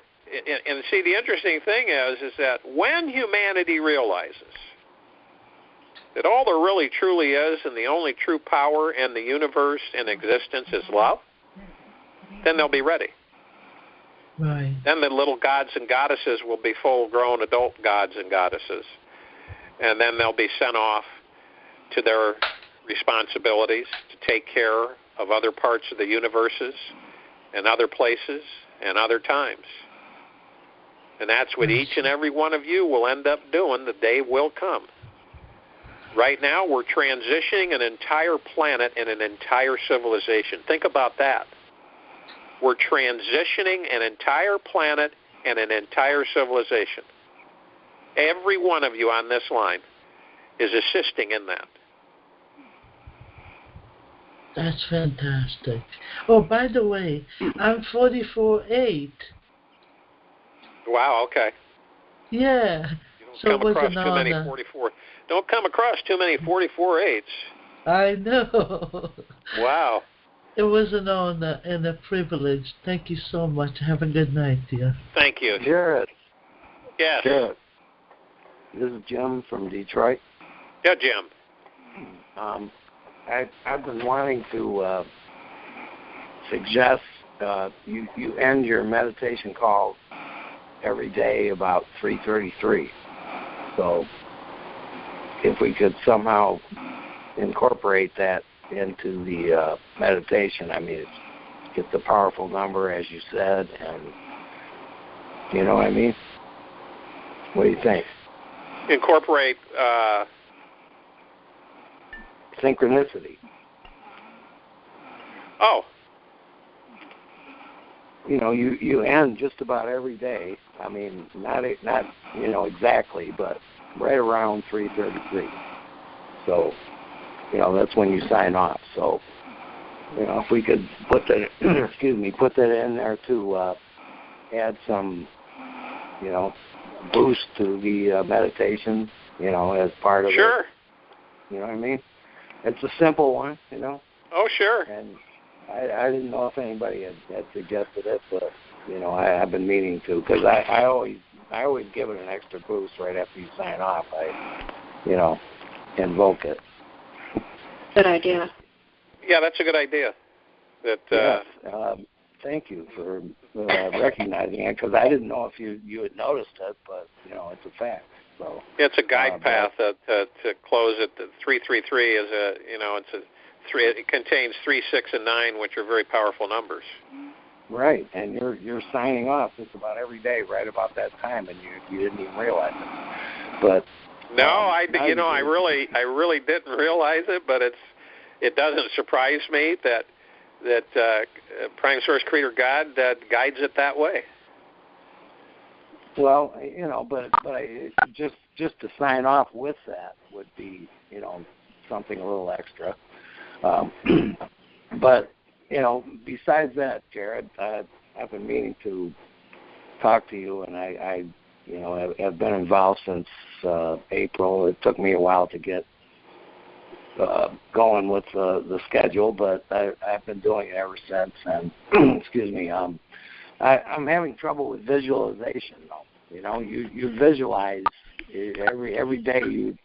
You say that you know, visualize your sphere of meditation. And I don't know if I'm having trouble merging with my higher self, or my higher self has to merge with me. Or, you know, that's well. Really if you focus on your heart center, okay. Yeah, where you love. I try to create a vortex with my heart every day, with, you know, the way Zora creates a vortex to purify things, you know. Yeah, with your hands, and what happens is that you don't need to try hard, because visualization doesn't necessarily always mean a picture or an event or something visually in front of you. Mm-hmm. It can be a feeling and a thought in combination of a feeling, an experience. So, you know, some people do that. They say, well, you know, I'm having a hard time visualizing. You can visualize through your heart, so it doesn't need to be a picture or a scene that you're creating. It's a feeling and an emotion. So well, I do see colors, though. I mean, you'll see the colors, but when you join with your higher self, which is in you anyway, okay, you enter that port of your heart center, your heart chakra. You go through your heart. Right. You enter that. You see, you meet with your higher self, and you combine, because you're, in a way, you're identifying and acknowledging your higher self. You're one in this. You're one together, but you're now acknowledging your higher self and paying attention to your higher self, and literally acknowledging the joining with your higher self.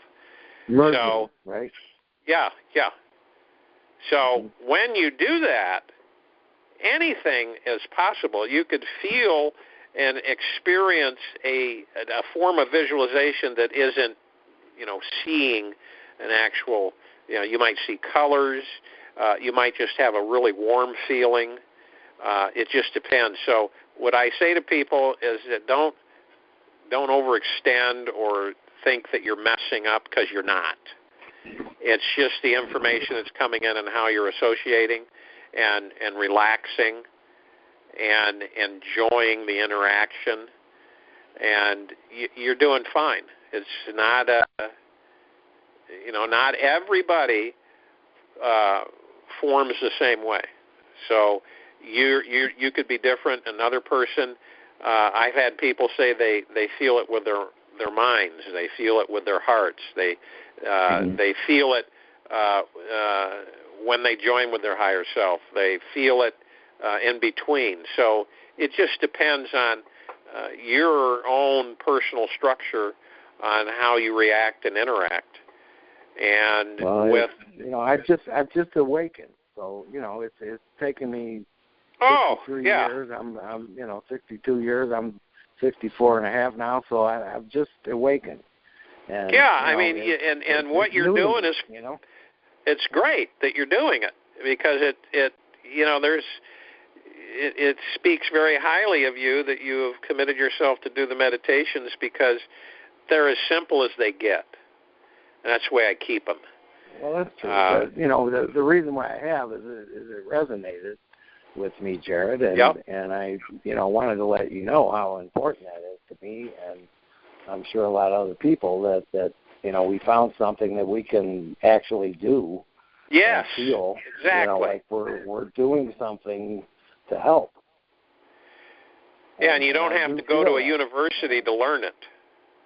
Right, and I mean it's just so empowering, and it's done a lot for me, and I know it's doing a lot for the planet, and I just so appreciate it, and I love you, my brother.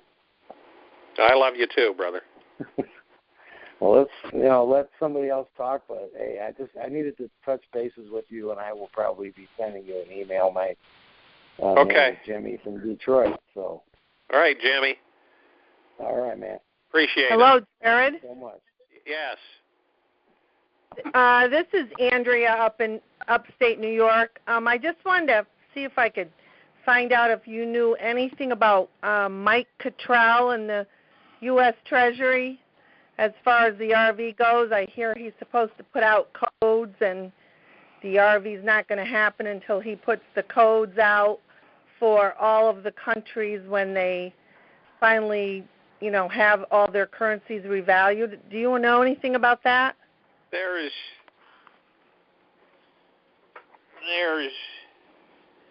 I'll explain it this way. There are different groups and associations on planet Earth of different people responsible for groupings of wealth in different ways. Mm-hmm.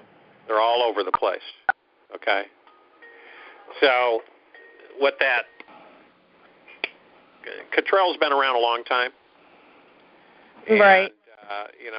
He was associated with Wanta, and Wanta's been around a long time, and those stories have circulated for the past, 12, 15 years.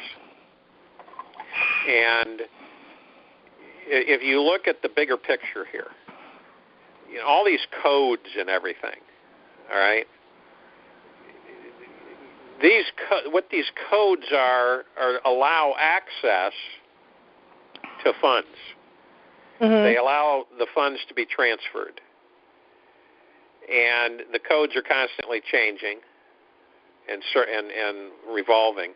But when you understand the greater wealth is outside of those pictures that these people aren't even aware of. And the greater wealth is what has been assigned to the people. There is other wealth that's been depicted and assigned to those who have formed establishments that are going to only do projects.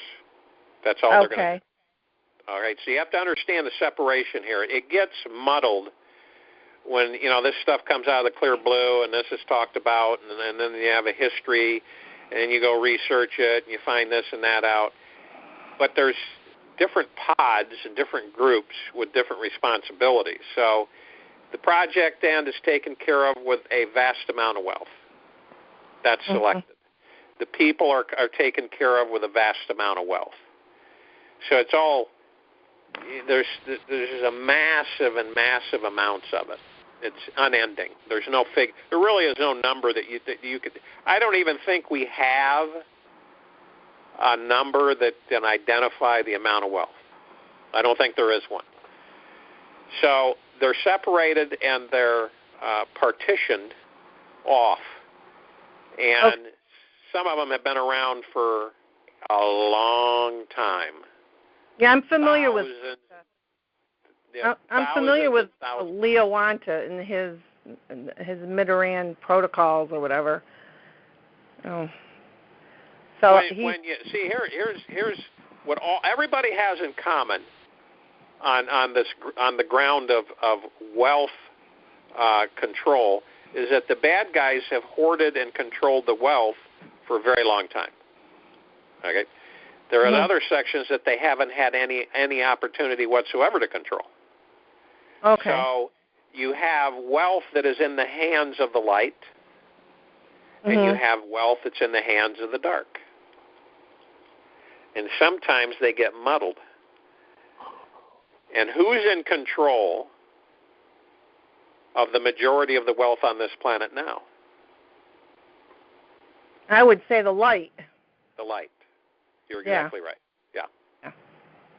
Yeah. Thank you for that understanding. You're welcome.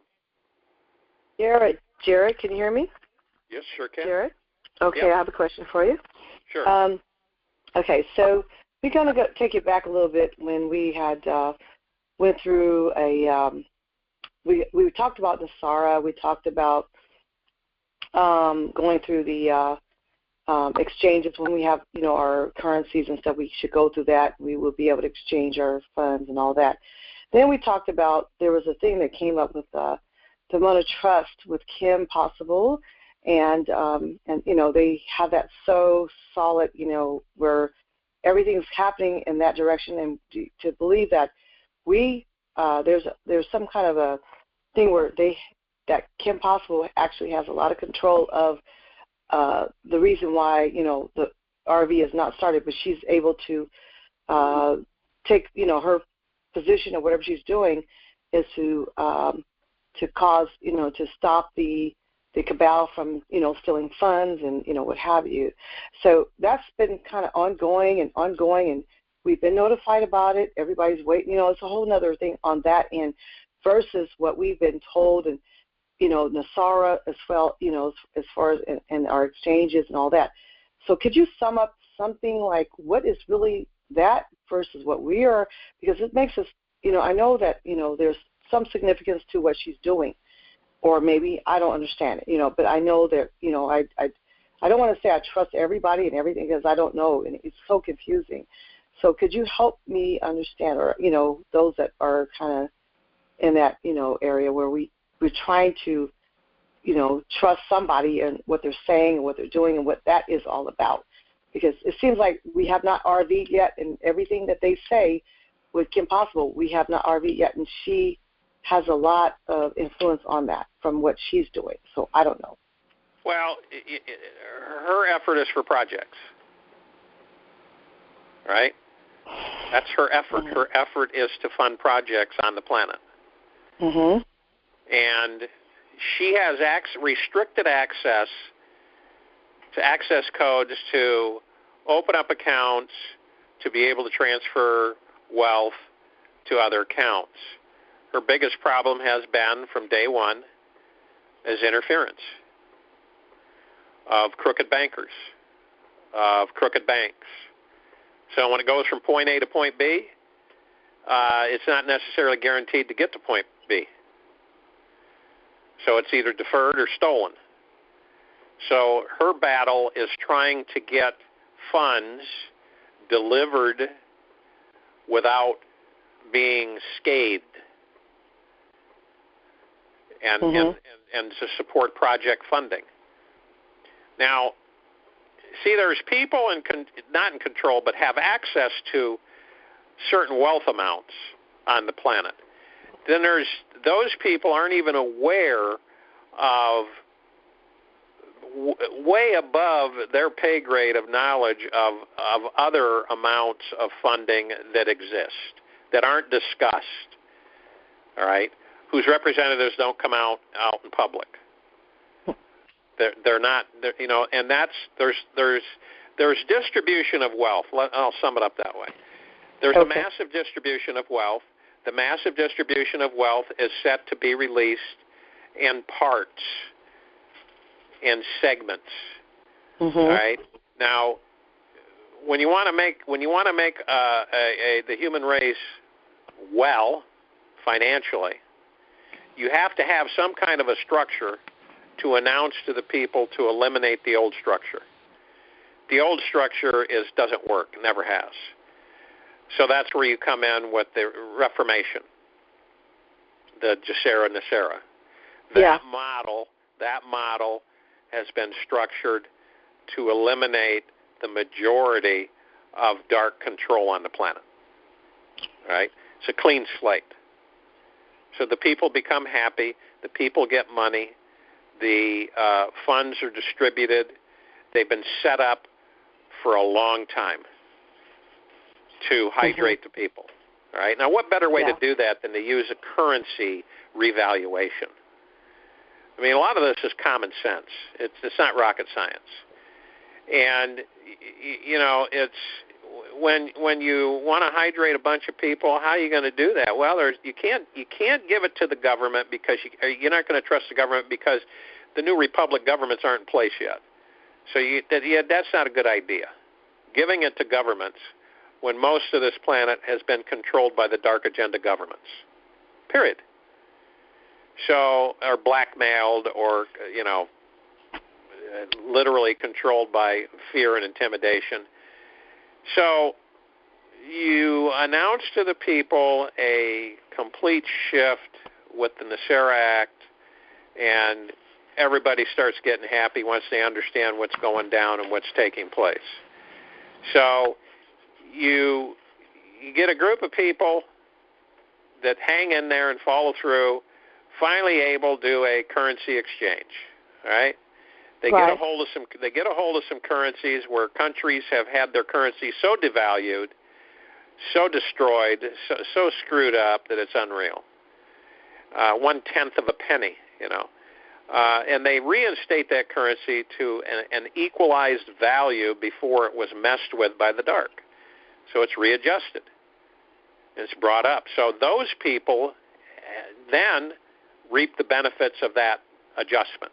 So they're able to exchange, they're holders of that currency, they're able to exchange it and make a lot of money. Okay? 3-to-1, 4-to-1, whatever it is. Now, that gets certain people who have hung in there because most people think this is just absolutely crazy and it's a clown show. People think that the RV is a clown show and it's just a joke and blah, blah, blah. But if you look at the flip side and understand the structure that's falling into place, it's becoming more and more apparent. 5 years ago, no one talked about a GCR. Now it's mainstream. All right. Everybody said you're nuts. You're crazy. You're nuts. That's a conspiracy theorist. Run for the hills.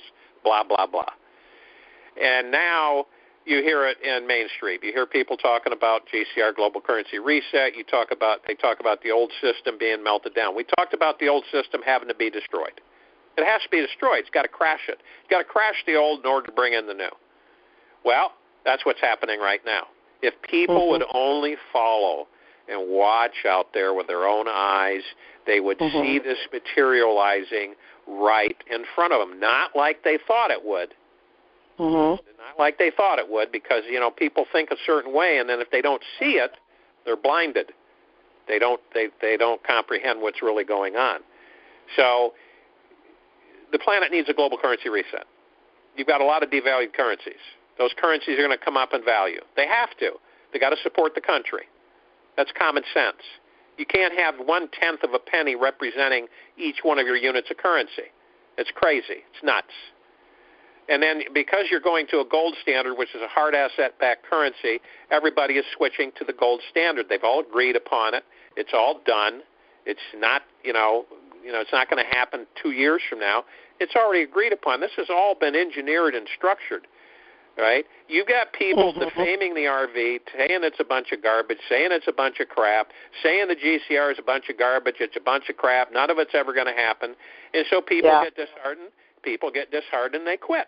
They give up on it. They walk away, all right? Thins out the ranks, more and more people leave, and so on and so forth. But it's common sense. Here's the common sense.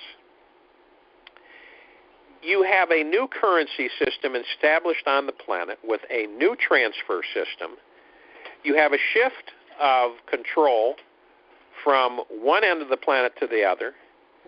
You have a transparent banking regulations put into place. You have all this new stuff that's taken about, I don't know, it's been rushed for about the last 6 years, and actually running and operating. You have countries announcing that their currency is gold-backed, right out broad daylight. And people are just sitting there going, when's this going to happen? It's already happening. It's just not like you thought it would. It's already taken place, folks. The validation and confirmation is right in front of you. Okay? It's common sense. So what currencies are going to revalue? Well, educate yourself and find out. Which ones, Iraq's currency, what was it before Desert Storm? Before the U.S. corporation went in there and attacked and blew up and did all kinds of damage and devalued their currency, raped and pillaged, robbed their gold, and did all that stuff. So what is it going to be? Well, it was $3.21 before all that happened. That's what their dinar was worth, $3.21. Period. Well, common sense says that they're gonna have to revalue, all right, to fall in with the gold standard. And they're waiting to be told when they're going to revalue. They're not on their own. They're being told when. So when they revalue, people that are aware and have been watching things will benefit. That's how this is being distributed. And those that don't, well, some will, some won't. So what? So that's how simple this is. That's how structured it is. And people will know. They'll be informed. They'll learn through private side of banking. And, most people should have been doing all this time is learning about banking instead of watching the clock, okay? You watch the pot and you watch the clock, it'll drive you absolutely insane on anything. That's commonly known. You watch the clock, you watch the pot, you're going to go insane. So what do you do in the meantime? Well, I got to educate myself on banking. I got to know the banking infrastructure. I got to know what's going on. I got to know what I'm going to do. Boom. A lot of that information has been let out. It's been given to people over the years. It's been, it's drawn their attention. They've structured things.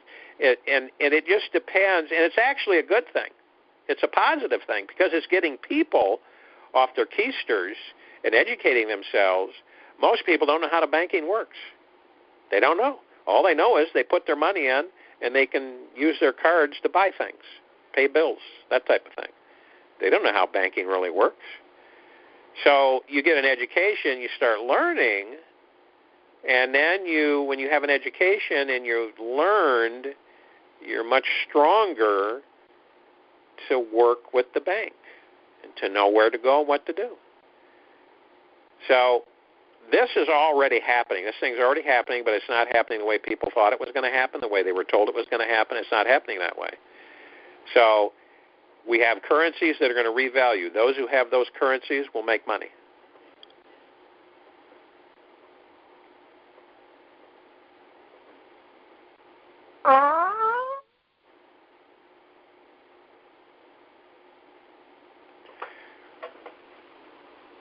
Okay, we'll take one more here.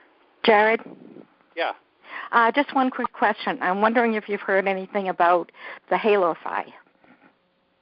They're having challenge. Of course, they're having interference from other corporations and stuff for releasing that because it'll really affect those industries because of the release of that technology. So that's why it's been dragging out. Yeah. That's why it's been stalled and waiting. But the word is that they're not too far from introducing it to the public. Oh, that's good. That'll come out along with other things. See, people have to realize that there's interference. Mm-hmm. Okay? When we get these technologies, there's going to be interference. Well, it is going to affect everybody. Oh, absolutely. Yeah. Absolutely. Jared, could you please tell us a safe place to put your money since the banks aren't any good? And is it necessary to have a trust to avoid the income tax? Thank you, Jared. Well, let's put it this way: when the Reformation Act comes out, when it's announced to the people, they're going to announce a consumption tax. The old structure will no longer exist. So when NESARA is announced to the public will be educated and informed on exactly the impact that's going to have. And what NESARA dictates is that there's going to be a consumption tax, 14 to 17% across the board on any new item you buy. You don't fill out forms, you don't file, you don't do anything. It's automatic at the register. Whatever you buy that's new is taxed. Period. Consumption tax. Will there still be casinos? Oh, sure. Yeah, I'm sure there will for a while. There'll be casinos. I mean, people, you go in and there won't be income tax. That'll be abolished. There won't be property taxes.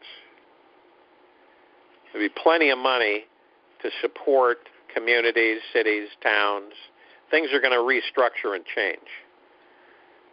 So the old corrupt system is no longer going to be in play.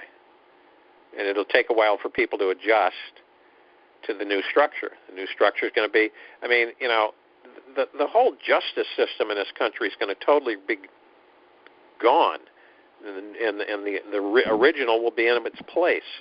We're going to have, we aren't going to have corporations and incorporated this and company this and that.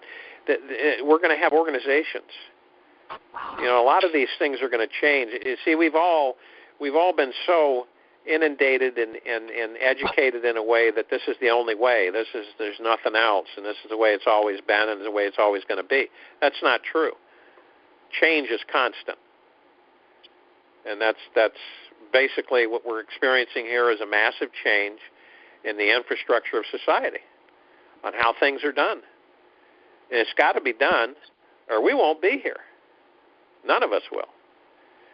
So, because the way it was going is this planet was going to be blown up, and we were all going to be gone.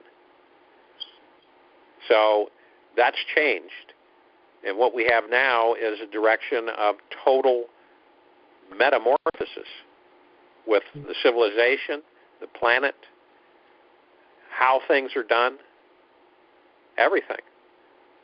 So, if you look at a structure, if you look up a meritocracy and get a good definition of what that means, it actually means that humanity works for the betterment of humanity. Okay? They perform. Pardon? Love your voice. Oh. But they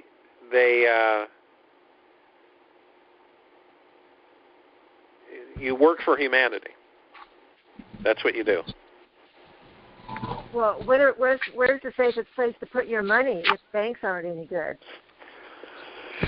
The best thing you could do, and I'm not a financial expert, and I'm not a tax attorney or anything like that, but the best thing you could do is you hook up with the private side of the bank, not the retail side, the private side, and you talk with a wealth manager. And you tell the wealth manager what you want to do. And you ask the wealth manager, what are the best things for you to do to protect your finances? That's what you would. That's what I would tell anybody to do. You got to get an education, and if you haven't researched it or studied it on your own, it's just like anything else. you either read about it and learn about it, or you go to someone who knows about it who can teach you about it. Jared, one more comment, one more question. Sure. If you would, please. On the same subject you're talking about, like you were just saying a little bit ago. And so just want to honor you, your meditations, the calls, the shift that we're making. But to the subject, doing my homework, was introduced to this attorney that works with the ultra wealthy and went into explicit detail explaining that, just like you were saying, you connect up with the private side of the bank. You don't do a trust. You don't do an LLC, makes it tax. Oh, you do she was saying set up a brokerage account instead of a trust account. Yeah, and they become the fiduciary. They become the fiduciary, and you set up a brokerage account. Yeah. Yeah. And so I've just been doing my due diligence, wanted to throw it out there and just honor everything you're doing on every level. And I love the God and Goddess Training Center. You said earlier that was awesome. Hey, thank you. Yes. You are. And so I know at some point we will all be meeting. I'm looking forward to it. Yep, we will. Hi, Jared. Hi. Yeah. Hi, I have a real quick question. And again, thanks for everything that you're doing. On a lot of the blog sites right now, they are talking about how close we are to getting the 800 number. What is your take on that? And also, will NESARA and GESARA be announced? How will that be announced? Well, they'll just come out and they'll have a special announcement to the people. Most likely it'll go through the emergency broadcast system. And they'll just that'll get the attention of the public, and then and it won't be a test, and people will start listening, and it has. See, there's no perfect way to announce something so life changing, right? But it's got to be done. So right, okay. So that it comes out in the announcement. Some people will understand it, other people won't understand it. Not everybody's going to understand it. Not everybody's going to comprehend it. Right. So I think the people will be happy the fact on certain issues that will be announced that will take place, such as the tax restructuring, such as nobody will have debt elimination. Do you see that happening in the year 2018, this year? I think it's a strong possibility that that'll be announced very shortly here. Oh, okay. Now, what about the 800 numbers? Because the blog sites are saying, they can't talk. Some gurus can't talk anymore because they're being told, we're this close and we can't talk. And then the 800 numbers are coming out. It's funny. If you want, I'll put it this way: if you wanted to find out something and you wanted to save on your phone bill, you're going to use an 800 number, and the 800 number usually is dedicated to directing and doing certain things, and you call an 800 number to get a company, and then they service department, so on and so forth. So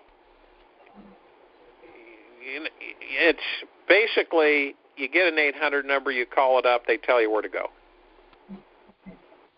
That's pretty. That's about it. 800 numbers. 800 numbers that they'll have, and the reason I know there are 800 numbers is because about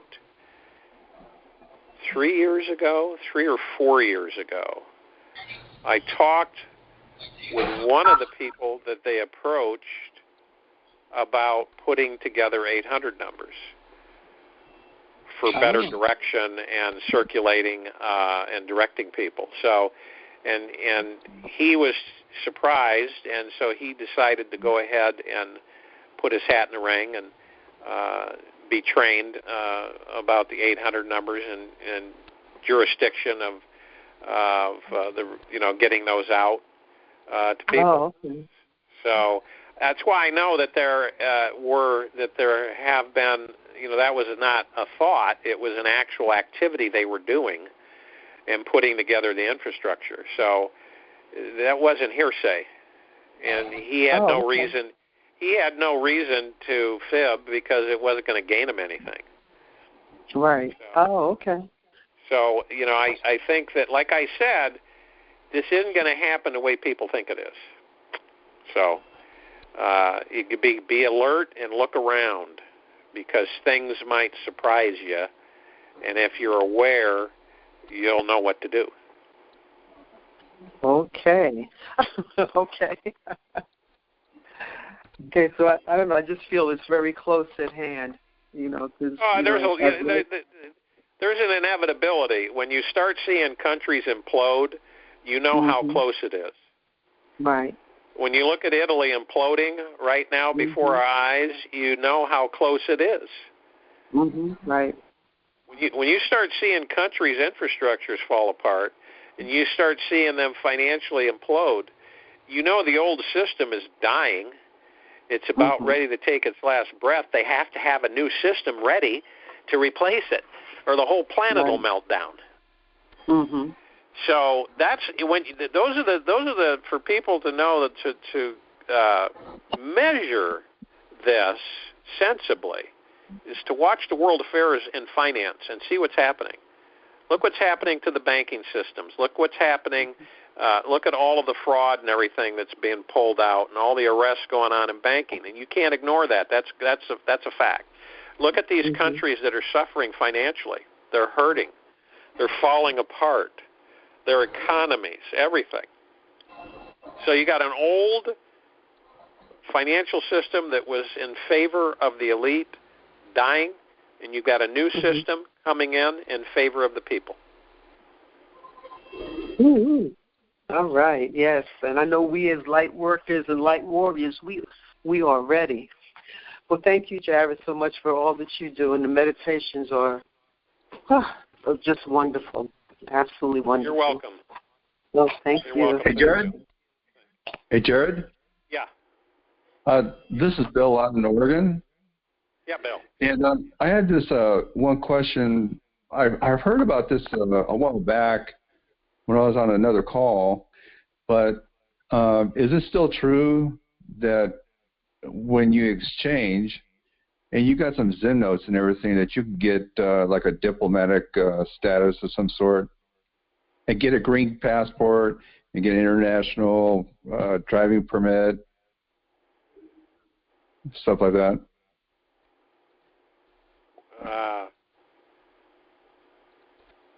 Why would you need all that? Can we do without?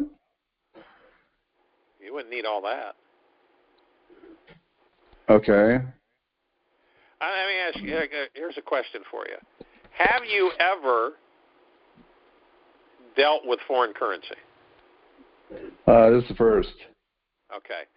If you're going to another country and you do what you usually do is you want to carry some of that country's currency, so you go to a currency exchange center or place and you say, I need to get 500 worth of lira or Deutschmark or British pound, whatever it may be. So you have American dollars and you exchange it and they give you that, whatever the worth and the exchange rate is of that currency.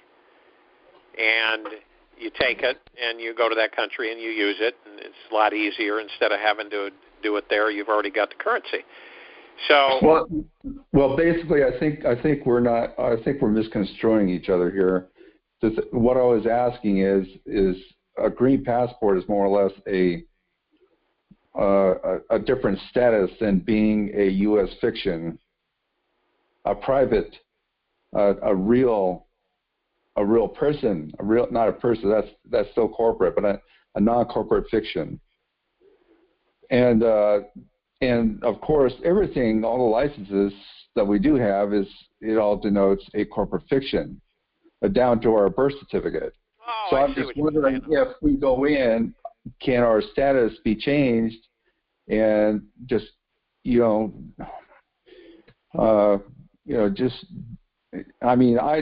just assuming that things will once the SARA kicks in and stuff. But I was just wondering, when we go to the bank, if that could be changed, or you talk about the private side, we talk with the wealth advisor. So I'm just thinking that there's private side, which denotes a nonfiction, and this is real true banking, you know.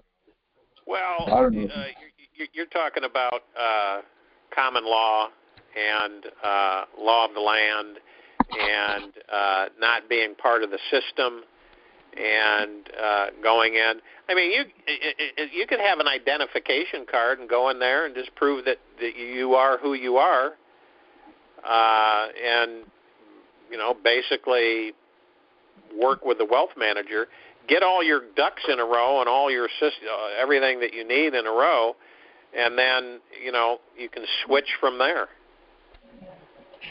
You switch to be in a. You're looking at Okay. You're looking at an old system that it's not going to turn overnight. So the banking system is antiquated. It's old, and there's a lot of things that are being changed with it. And let's put it this way: you're going to go in and you're going to exchange a foreign currency for a value, and you are going to have to be identifiable. That's Okay. You're going to be you have to be identifiable. So that's part of that system.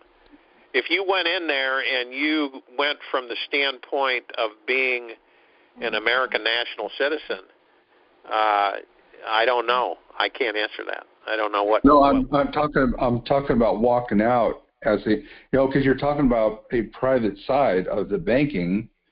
So I just assume that we can become private versus being a fiction. I mean, all your business would be done on the private side. You would not deal with the retail side at all. So all your business transactions, all your communications, everything would be done on the private side of the bank. Okay. You wouldn't even work with the retail ever. So you'd have a wealth manager. There are different statuses, and I don't know if that would denote not because I heard that you'd be given just like a black card. A black card denotes a status, and so when I heard about the diplomatic side, I heard, well, I just associate everything with being private, especially being a national state citizen. And so the difference in the passports, especially, is a denotation of your status, whether you're a U.S. citizen, you get a U.S. passport versus a state national with a green passport. So I just thought all that was, and you said that it's not all going to be changed overnight. And I know that these things exist. So I just thought on the private side that could be, walking out with a different status, not going in with all that, but walking out with it. No, I think you're going to have to do that. You'll have to do that after you transact and everything to determine that for yourself. Okay. I don't think you're going to be able to. You won't be able to process it. You won't be able to process and do that by walking into the private side of the bank and say, "Look, this is what I want to do." Okay. Because they'll look at you. They'll look at you and go, "What are you talking about?" So, the private side is just what it is. You use the private side of the bank for wealth. Number one, they direct that wealth and help you with the wealth, guide you and inform you and educate you on different applications and things that you can use to protect your wealth on the private side. That's why it's called private. Okay. And a lot of people aren't aware that that banks have a private side, and they have exchange centers. There's banks in this country that have major multiple currency exchange centers where people come to exchange their currency, come into the United States, they want to use American dollars, they have a bunch of their currency, they take it and they exchange it. Multiple currency accounts, I mean, it goes on and on and on. And if you understood it's like the Forex. It's currencies go up, they go down, they go up, they go down. You buy, you sell, you buy, you sell. A lot of people day trade, make a lot of money off of the Forex. Trillions of dollars are exchanged every day on the Forex. And when you're looking at that's how it should probably be explained, is that you've got foreign currency, you're following it, waiting for it to go up in price so you can exchange and make money, basically. And that's what a currency exchange is. That's why people, that's what you do unless you go to a foreign country. The privatization of citizenship is up to you. Isn't that going to be a given once the SAR kicks in? Well, yeah, there's going to be forms and documentation and stuff that'll come out in education that people can go and get at learning centers. They're going to go in and they'll be educated. You got to educate people, because I'm going to tell you right now, the majority of people have no clue on what you would be talking about. Mm-hmm. They would look at you cross-eyed. So, you're talking about common law, law of the land, republic structure as an American citizen. And you're not going to get that going in to the private side of a bank. Okay. So they still look at us like a corporate fiction, then we're all a corporate fiction until something changes, like, even the SAR is not going to really change that status. You have to go through the process, but until then, you're still a corporate fiction, right? Well, the corporation in D.C. has structured everybody as a corporation, corporate entity. Yeah. Through the birth certificate, and people can research this and come up. There's a few really good websites that you can pick up all the information, the necessary forms to fill out. Setting up jural assemblies across the country, getting everything unincorporated, being organizations, being unincorporated counties, being unincorporated entities across America, so that reinstating republic law, law of the land, common law, putting up the justice systems back in order, so that all of the judges are common law judges, all of the attorneys are common law attorneys and work for law of the land. I mean, that's a whole nother avenue of educating the people on, and that's being done right now. I mean, people are getting educated and being educated on what to do, the process to do it. And when a republic government is restored and reinstituted in this country, there's going to be a massive amount of structural changes done very quickly, because you're just not going to have the corporation structure like they have had for so long. Corporation corpse is something that's dead, and you start realizing how these structures have been put together. And actually, we should all be running organizations. You shouldn't even have corporations.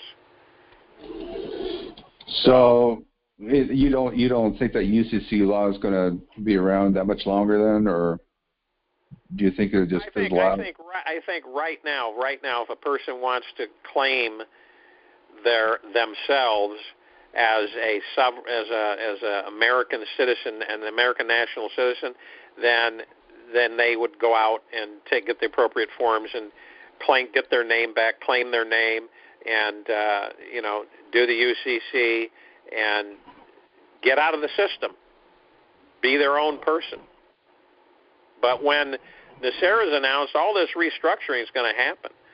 And there's people right now in America that are doing it right now. So how long is it going to take? When, how, what, where? I can't tell you. I could spend 3 hours talking about that. So when you're talking, you're kind of running in with you've got common law, law of the land. You've got a republic country, republic government for the people. You have foreign currency exchange. You've got a Reformation Act to restore the Republic of America, which is being done right now. That's being done.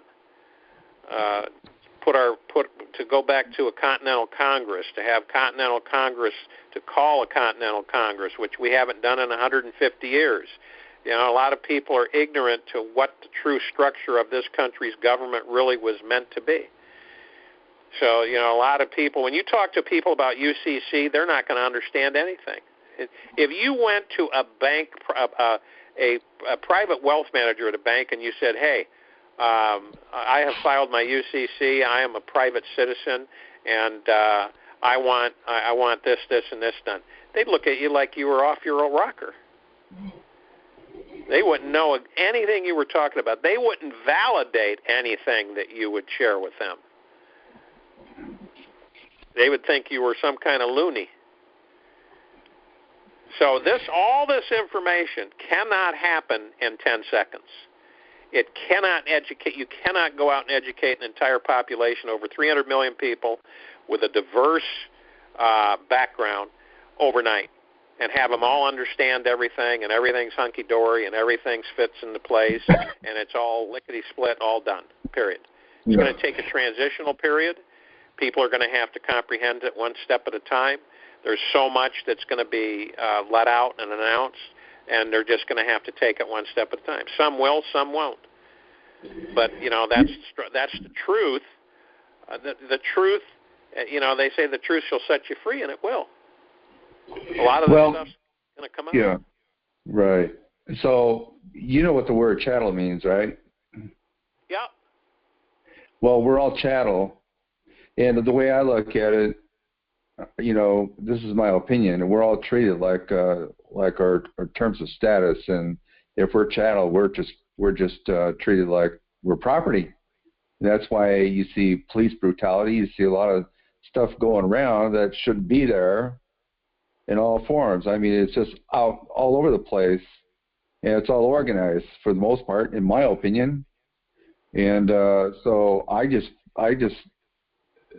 don't know. I just think that's one of the most important things that has to change, because until we know really who we are, I mean, people aren't going to really have a standing, you know, an understanding of why we're here and where we're going or anything like that. You know, I don't think it's really that complicated. You don't have to educate people on UCC law necessarily. You just have to tell them that, hey, we've been, you know, we're chattel, and it's all created for the birth certificate, just like you said. And I know the difference, and I've used UCC law, especially with police, and they know exactly what it is when they call in their supervisor, and they leave me the heck alone when they start harassing me, for instance. And they have done that because, you know, I'd be out in the middle of the parking lot, and if I want to take a nap, you know, they're insisting that I was out drinking and stuff, and I'm just taking a nap and, you know, whatever. But it'd be like at 1 or 2 o'clock in the morning, because I had late work hours, and they would just make an assumption and stay on that. They wouldn't listen to me, so I just use my UCC. I use a UCC assertion, and then they go away. And I've used UCC on other occasions too, and I know that they know exactly what it means, especially when you're in trouble and stuff.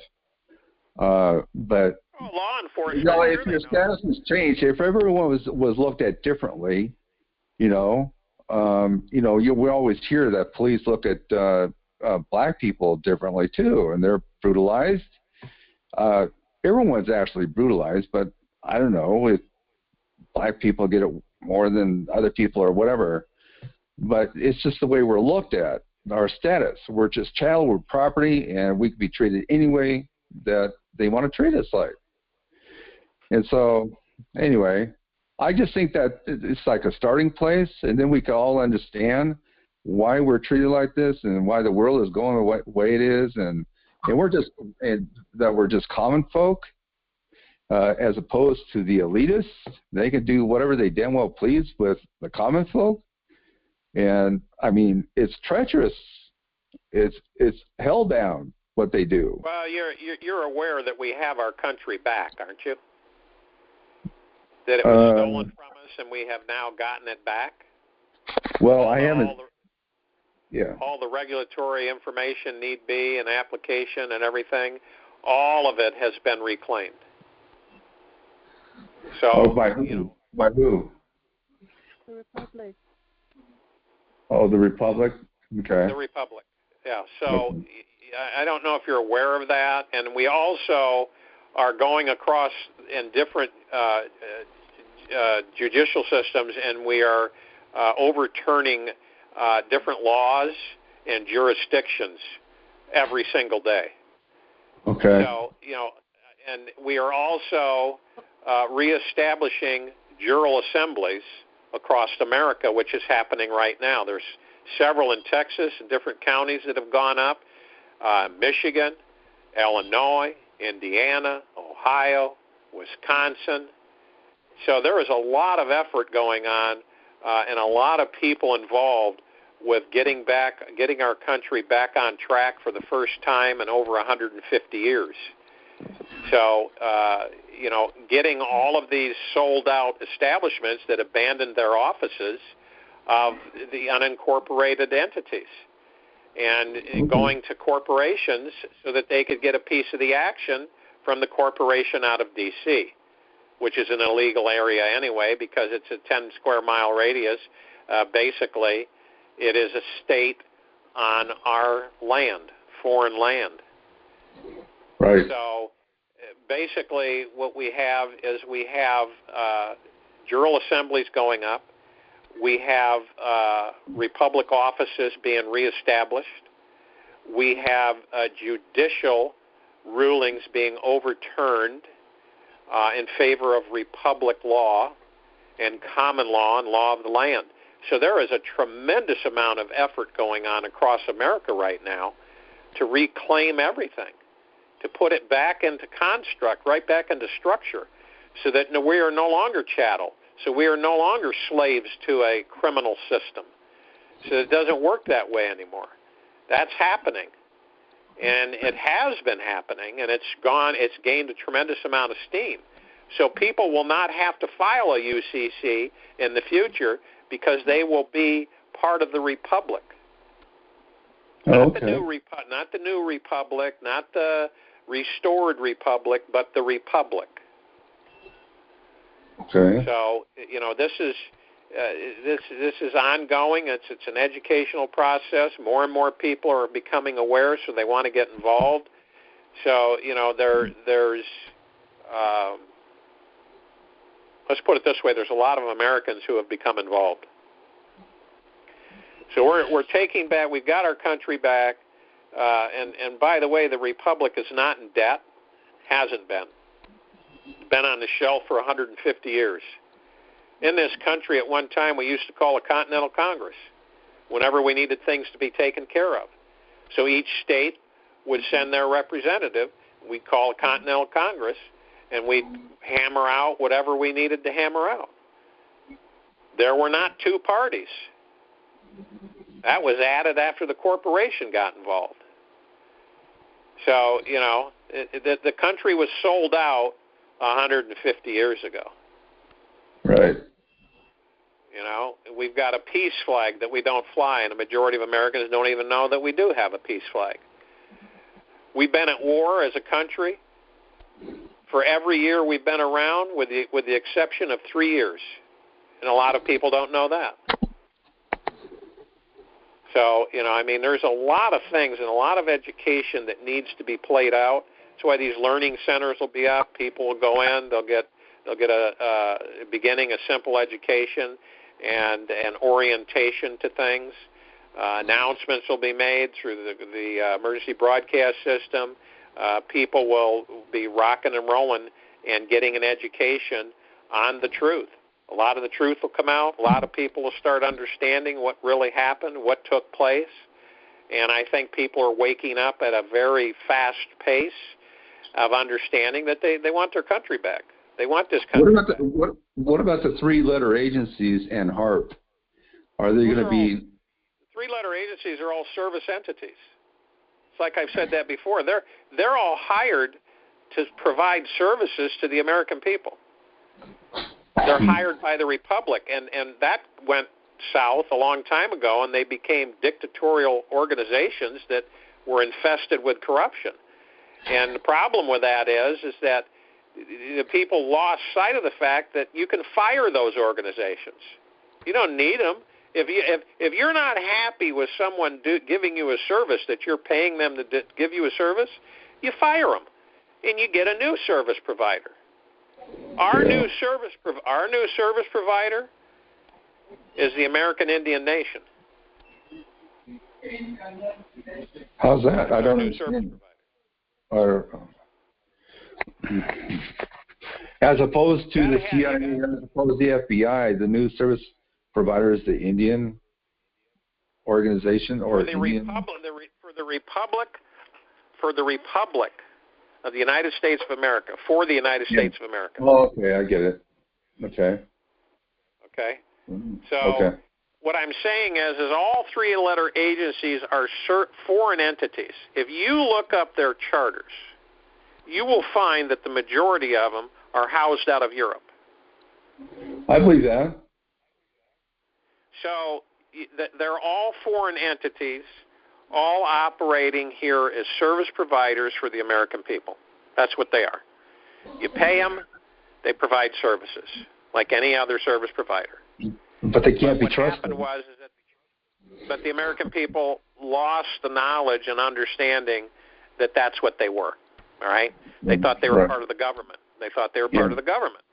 And so you got a corporation that's running other corporations, and none of them are American. Right. So. And they can't be trusted. We're digressing here. We could go on this subject a long time, but okay. All right. But anyway, thank you, and thank you for your questions. I appreciate that, and hopefully I answered some of it. But I'd like to wish everybody a good night, and I'll be back, and we'll talk some more. And God bless each and every one of you. And thank you for coming to the call. Thank you, Jared. Night.